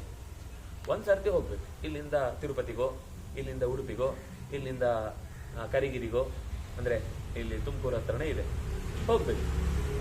ಅದು ಮತ್ತೆ ರಸ್ತೆನೇ ಹುಡ್ಕೊಂಡು ಹೋಗುದಲ್ಲ, ಸುಲಭವಾದ ಅನೇಕ ಕಾಡು ದಾರಿಗಳು ಇರ್ತವೆ, ಹಳ್ಳಿ ದಾರಿಗಳು ಇರ್ತವೆ. ಅಲ್ಲೆಲ್ಲ ಹೋದಾಗ ಅಷ್ಟು ಜನರ ಕಷ್ಟ ನಷ್ಟಗಳೆಲ್ಲ ನಮ್ಗೆ ಅರ್ಥ ಆಗುತ್ತೆ. ದೇವರು ಎಷ್ಟು ತರದ ಬದುಕನ್ನು ಎಲ್ಲರಿಗಿಟ್ಟಿದ್ದು, ನಾವು ಎಷ್ಟು ಸುಖಿಗಳು ಅನ್ನೋದು ಗೊತ್ತಾಗುತ್ತೆ. ಎಲ್ಲದಕ್ಕಿಂತ ಮುಖ್ಯವಾಗಿ ದೇವರು ನಮ್ಗೆ ಎಷ್ಟು ಸೌಕರ್ಯ ಕೊಟ್ಟಿದ್ದಾನೆ ಅನ್ನೋದು ಅರ್ಥ ಆಗುತ್ತೆ ಪಾದಯಾತ್ರೆ ಮಾಡಿದ್ರೆ. ನಾವ್ ಈಗ ಏನ್ ಅನ್ಸುತ್ತೆ ಅಂದ್ರೆ ನಾವು ಮಾತ್ರ ಕಷ್ಟದಲ್ಲಿದ್ದು, ಬೇರೆಯವರೆಲ್ಲ ಸುಖವಾಗಿದೆ. ಯಾಕಂದ್ರೆ ನಾವು ನೋಡಿದ್ದೆಲ್ಲ ಬರೀ ಧಾರಾವಾಹಿಯೋ, ಜಾಹೀರಾತೋ, ಅಥವಾ ಸಿನಿಮಾನೋ, ಅಥವಾ ಯಾವುದೋ ಕ್ರಿಕೆಟ್ ಪ್ಲೇಯರ್ನ ಜೀವನದ ಇನ್ನು ಕೆಟ್ಟ ಕೆಟ್ಟದ್ದು ಧಾರಾವಾಹಿ ಆದ್ರೂ ನೋಡ್ಬೋದು, ಸಿನಿಮಾ ಆದ್ರೂ ನೋಡ್ಬೋದು. ಅದ್ಯಾವುದೋ ಬಿಗ್ ಬಾಸ್ ತರದ್ದೆಲ್ಲ ಏನು ರಿಯಾಲಿಟಿ ಶೋಗಳಿವೆಲ್ಲ, ಅದರಷ್ಟು ಕೆಟ್ಟ ಪ್ರಪಂಚ ಇನ್ನೊಂದಿಲ್ಲ ಜಗತ್ತಲ್ಲಿ. ಯಾಕೆಂದ್ರೆ ಇದರಲ್ಲಾದ್ರೂ ಸುಳ್ಳು ಅಂತ ನಮ್ಗೆ ಗೊತ್ತಾಗುತ್ತೆ. ಆ ಬಿಗ್ ಬಾಸ್ ತರದ್ರಲ್ಲಿ ಸುಳ್ಳು ಅಂತಾನು ಗೊತ್ತಾಗಲ್ಲ, ಅದು ಆಕ್ಟಿಂಗ್ ಅಂತ ನಮ್ಗೆ ಯಾರು ಹೇಳಲ್ಲ. ನಾವೇನು ಅನ್ಕೊಂಡಿದ್ವಿ ನಿಜವಾಗಿಯೂ ಹಾಗೆ ಆಗ್ತಾ ಇದೆ ಅಂತ, ಅದು ಪರಮ ಮೋಸ. ಆದ್ರೆ ಇದರ ಹಿಂದೆಯೇ ನಾವು ಪ್ರಪಂಚವನ್ನು ಹುಡುಕ್ತಾ ಹೋಗ್ತೇವೆ, ಮತ್ತಷ್ಟು ಮೋಸಕ್ಕೊಳಗಾಗ್ತೇವೆ. ಸ್ವಲಕ್ಷಣಂತು ಯೋ ವೇದ ಸಮುನಿ ಶ್ರೇಷ್ಠ ಉಚ್ಯತೆ. ತಾನ್ ಏನು, ತನ್ನ ಮಿತಿ ಏನು ಅಂತ ಯಾರಿಗೆ ಅರ್ಥ ಆಗುತ್ತೋ ಅವನು ಮುನಿ. ಯಾಕಂದ್ರೆ ಮನನ ಮಾಡಿದ್ದಾನೆ, ತನ್ನ ಬಗ್ಗೆ ಚಿಂತನೆ ಮಾಡಿದ್ದಾನೆ, ತನ್ನ ಬಗ್ಗೆ ಯೋಚನೆ ಮಾಡಿದ್ದಾನೆ. ನನ್ನ ಮಿತಿ ಏನು, ನಾನು ಯಾವ ಕಾರಣಕ್ಕೋಸ್ಕರ ಇಲ್ಲಿ ಬಂದಿದ್ದೇನೆ, ದೇವರಿಗೂ ನನಗಿರುವ ಸಂಬಂಧ ಏನು, ನಾನು ಯಾಕೋಸ್ಕರ ಅವನ ಜೊತೆಗೆ ಹೊಂದಾಣಿಕೆ ಮಾಡ್ಕೊಳ್ಬೇಕು ಅನ್ನೋದು ಯಾರಿಗೆ ಗೊತ್ತಾಗುತ್ತೋ ಅವನು ಮುನಿ. ಮುನಿ ಅಂದ್ರೆ ಗಂಡೋ ಹೆಣ್ಣು ಯಾರೂ ಅಲ್ಲ, ಯಾರು ಸಾಧಕನೋ ಅವನು. ಅಯ್ಯೋ ಪುಲ್ಲಿಂಗದಲ್ಲಿದೆ ಅಲ್ಲರಿ ಈಕಾರ ಅಂತ ಶಬ್ದ, ಸ್ತ್ರೀಲಿಂಗ ಬೇಕಾದ್ರೂ ಮಾಡ್ಕೊಳ್ಳಿ, ನಿಮ್ಗೆ ಏನ್ ಬೇಕೋ ಅದು, ತೊಂದರೆನೇ ಇಲ್ಲ. ತನ್ಮೂಲತೋ ವ್ಯಾಕರಣಂ ವ್ಯಾಕರೋತಿ ತಥಾ ತತ್ತಥಾ. ಎಲ್ಲಾ ಶಬ್ದ ನೋಡಿ, ವೈಯಾಕರಣ ಯಾರು? ವೇದ ಅಂತ ಹೇಳುತ್ತೆ. ಎಲ್ಲ ಕರಣ ಅಂದ್ರೆ ಸಾಧನೆ ಮಾಡ್ಲಿಕ್ಕಿರುವಂತಹ ಸಂಗತಿ. ವಿಶಿಷ್ಟ ರೀತಿಯ, ವಿವಿಧ ರೀತಿಯ ಎಲ್ಲಾ ಸಾಧನಗಳು ಯಾರಿಗೋಸ್ಕರ ಅಂತ ಯಾರಿಗೆ ಗೊತ್ತಾಗುತ್ತೋ ಅವನು ವೈಯಾಕರಣ. ಎಲ್ಲ ಶಬ್ದಗಳು ವಿಶಿಷ್ಟ ರೀತಿಯಲ್ಲಿ ಯಾರನ್ನ ತಿಳಿಸ್ತಾ ಇದೆ ಅಂತ ಯಾರಿಗೆ ಗೊತ್ತಾಗುತ್ತೋ ಅವನು ವೈಯಾಕರಣ. ಲೋಕದಲ್ಲಿ ಶಬ್ದ ಸಾಧುತ್ವವನ್ನೇ ಸಮರ್ಥಿಸಿದವರೆಲ್ಲ ವೈಯಾಕರಣಿಗಳಲ್ಲ. ಶಬ್ದದ ಸಾಧುತ್ವವನ್ನು ಸಮರ್ಥಿಸುವ ಉದ್ದೇಶ ಏನು? ಪರಮಾತ್ಮನನ್ನ ಸರಿಯಾಗಿ ತಿಳ್ಕೊಳ್ಳಿಕ್ಕೆ ಅನುಕೂಲ ಆಗಲಿ ಅಂತ. ಇದು ಗುಣವಾಚಕವಾದ ಪದಗಳು ಹೊರತು ದೋಷವಾಚಕಗಳಲ್ಲ ಅಂತ ಚಿಂತಿಸ್ಲಿಕ್ಕೋಸ್ಕರ ವ್ಯಾಕರಣ ಬೇಕು. ಇವತ್ತೇನಾದ್ರೆ ವ್ಯಾಕರಣ ಅನ್ನೋದು ದೇವರ ಸಂಬಂಧಕ್ಕಿಂತ ದೂರ ಆಗ್ಬಿಡಿ. ಯಾವುದೋ ಸ್ಫೋಟ ಆದಾಗ ಅವನಿಗೆ ಜ್ಞಾನ ಬರುತ್ತೆ ಅಂತ ಒಂದಿಷ್ಟು ತಿಳಿಸಿ ಮುಗಿಸ್ಬಿಡ್ತಾರೆ. ಆದ್ರೆ ವಸ್ತುತಃ ವ್ಯಾಕರಣ ಅಂದ್ರೆ ತನ್ಮೂಲತೋ ವ್ಯಾಕರಣಂ ವ್ಯಾಕರೋತಿ ತತ್ತಥಾ. ಸರ್ವ ಅರ್ಥಗಳು ಕೂಡ ಪರಮಾತ್ಮನನ್ನೇ ತಿಳಿಸತ್ತೆ. ವಿವಿಧ ಕರಣಗಳಿಂದಲೂ ತಿಳಿಬೇಕಾದದ್ದು ಅವನನ್ನೇ. ಕರಣ ಅಂದ್ರೆ ಸಾಧನಗಳು. ಕಣ್ಣಿದೆ ಅಂದ್ರೆ ಮುಖ್ಯವಾಗಿ ಮನಸ್ಸಿದೆ, ಮಾತಿದೆ, ದೇಹ ಇದೆ. ಈ ಮೂರೂ ಕರಣಗಳು ಕೂಡ ವಿಶಿಷ್ಟವಾಗಿ ಅವನನ್ನೇ ತಿಳಿಸ್ಲಿಕ್ಕೆ ಸಾಧನ ಅಂತ ಯಾರು ತಿಳ್ಕೊಳ್ತಾನೋ ಅವನು ವೈಯಾಕರಣ. ಶಬ್ದದ ಮೂಲಕ ಹೋದಾಗ ಅದು ವಿಶೇಷ. ಪ್ರತ್ಯಕ್ಷದರ್ಶಿ ಲೋಕಾನಾಂ ಸರ್ವದರ್ಶಿ ಭವೇನ್ನರಃ. ಅಂತರಂಗದಲ್ಲಿ ಯಾರು ಸತ್ಯವನ್ನ ಕಾಣ್ತಾನೋ ಅಂದ್ರೆ ಬ್ರಹ್ಮನನ್ನ ಮೂಲವಾಗಿ ಪ್ರಪಂಚವನ್ನ ತಿಳಿಸುವ, ಶಬ್ದದ ಪ್ರಪಂಚವನ್ನು ಅರ್ಥೈಸುವ ವೈಯಾಕರಣ ಅಂತ ಅನ್ನಿಸಿದ ಹಾಗೆ, ಯಾರು ಎಲ್ಲವನ್ನ ಸಾಕ್ಷಾತ್ಕರಿಸಿ ನೋಡಬಲ್ಲನೋ ಅವನು ಲೋಕದಲ್ಲಿ ಎಲ್ಲರಿಗೂ ಬ್ರಹ್ಮನನ್ನ ತೋರಿಸಬಲ್ಲವನಾಗ್ತಾನೆ. ಅಂದ್ರೆ ಅದು ಕೂಡ ಅವನು ಇದೆ ಅಂತ ಧೈರ್ಯವಾಗಿ ಹೇಳ್ಬೋದಷ್ಟೇ ಬಿಟ್ರೆ, ಇದೆ ಅಂತ ಅವನ ಕಣ್ಣನ್ನು ಇವ್ರು ಕೊಟ್ಟು ನೋಡ್ಲಿಕ್ಕಾಗಲ್ಲ. ಮೋಕ್ಷಕ್ಕೆ ಟಿಕೆಟ್ ಕೊಡುವುದು ಯಾರಿಗೂ ಸಾಧ್ಯ ಇಲ್ಲ, ಅದು ಅವನದು ಒಬ್ಬನದ್ದೇ, ಅವನ ಕೈಯಲ್ಲೇ ಇದೆ, ಯಾರು ಬೇರೆಯವರು ಕೊಡ್ಲಿಕ್ಕಾಗುದಿಲ್ಲ. ಹೀಗೆ ವಿಧ ವಿಧವಾದ ಪ್ರಪಂಚದ ವೈಶಿಷ್ಟ್ಯಗಳನ್ನ ಯೋಗ ಬಲದಿಂದ ಅರ್ಥೈಸಿಕೊಂಡು ಯಾರು ಉತ್ತಮ ಪುರುಷಾರ್ಥವನ್ನ ಹೊಂದಬೇಕು ಅಂತ ಪ್ರಯತ್ನ ಮಾಡ್ತಾನೋ ಅವನು ಬುದ್ಧಿ ನಿಶ್ಚಯವುಳ್ಳವನಾಗಿ ಪರಮಾತ್ಮನನ್ನ ಅನುಭವಿಸಿ ತಿಳ್ಕೊಳ್ತಾನೆ ಅನ್ನೋದನ್ನ ಹೇಳಿ ಮುಂದಿನ ಅಧ್ಯಾಯ ಮತ್ತೆ ಧೃತರಾಷ್ಟ್ರ ಮತ್ತೊಂದು ಪ್ರಶ್ನೆ ಮಾಡ್ತಾನೆ. ಇಲ್ಲಿಗೆ 43ನೆಯ ಅಧ್ಯಾಯ ಮುಗಿತಾಯ. ನಾಳೆ ಮತ್ತೆ 12ವರೆಗೆ ಇದೇ ಚಿಂತನೆಯ ಮುಂದುವರೆದ ಭಾಗಕ್ಕಾಗಿ ಸೇರೋಣ. ಶ್ರೀಹರಿಪ್ರಿಯತಾಂ ಶ್ರೀಕೃಷ್ಣಾರ್ಪಣಮಸ್ತು.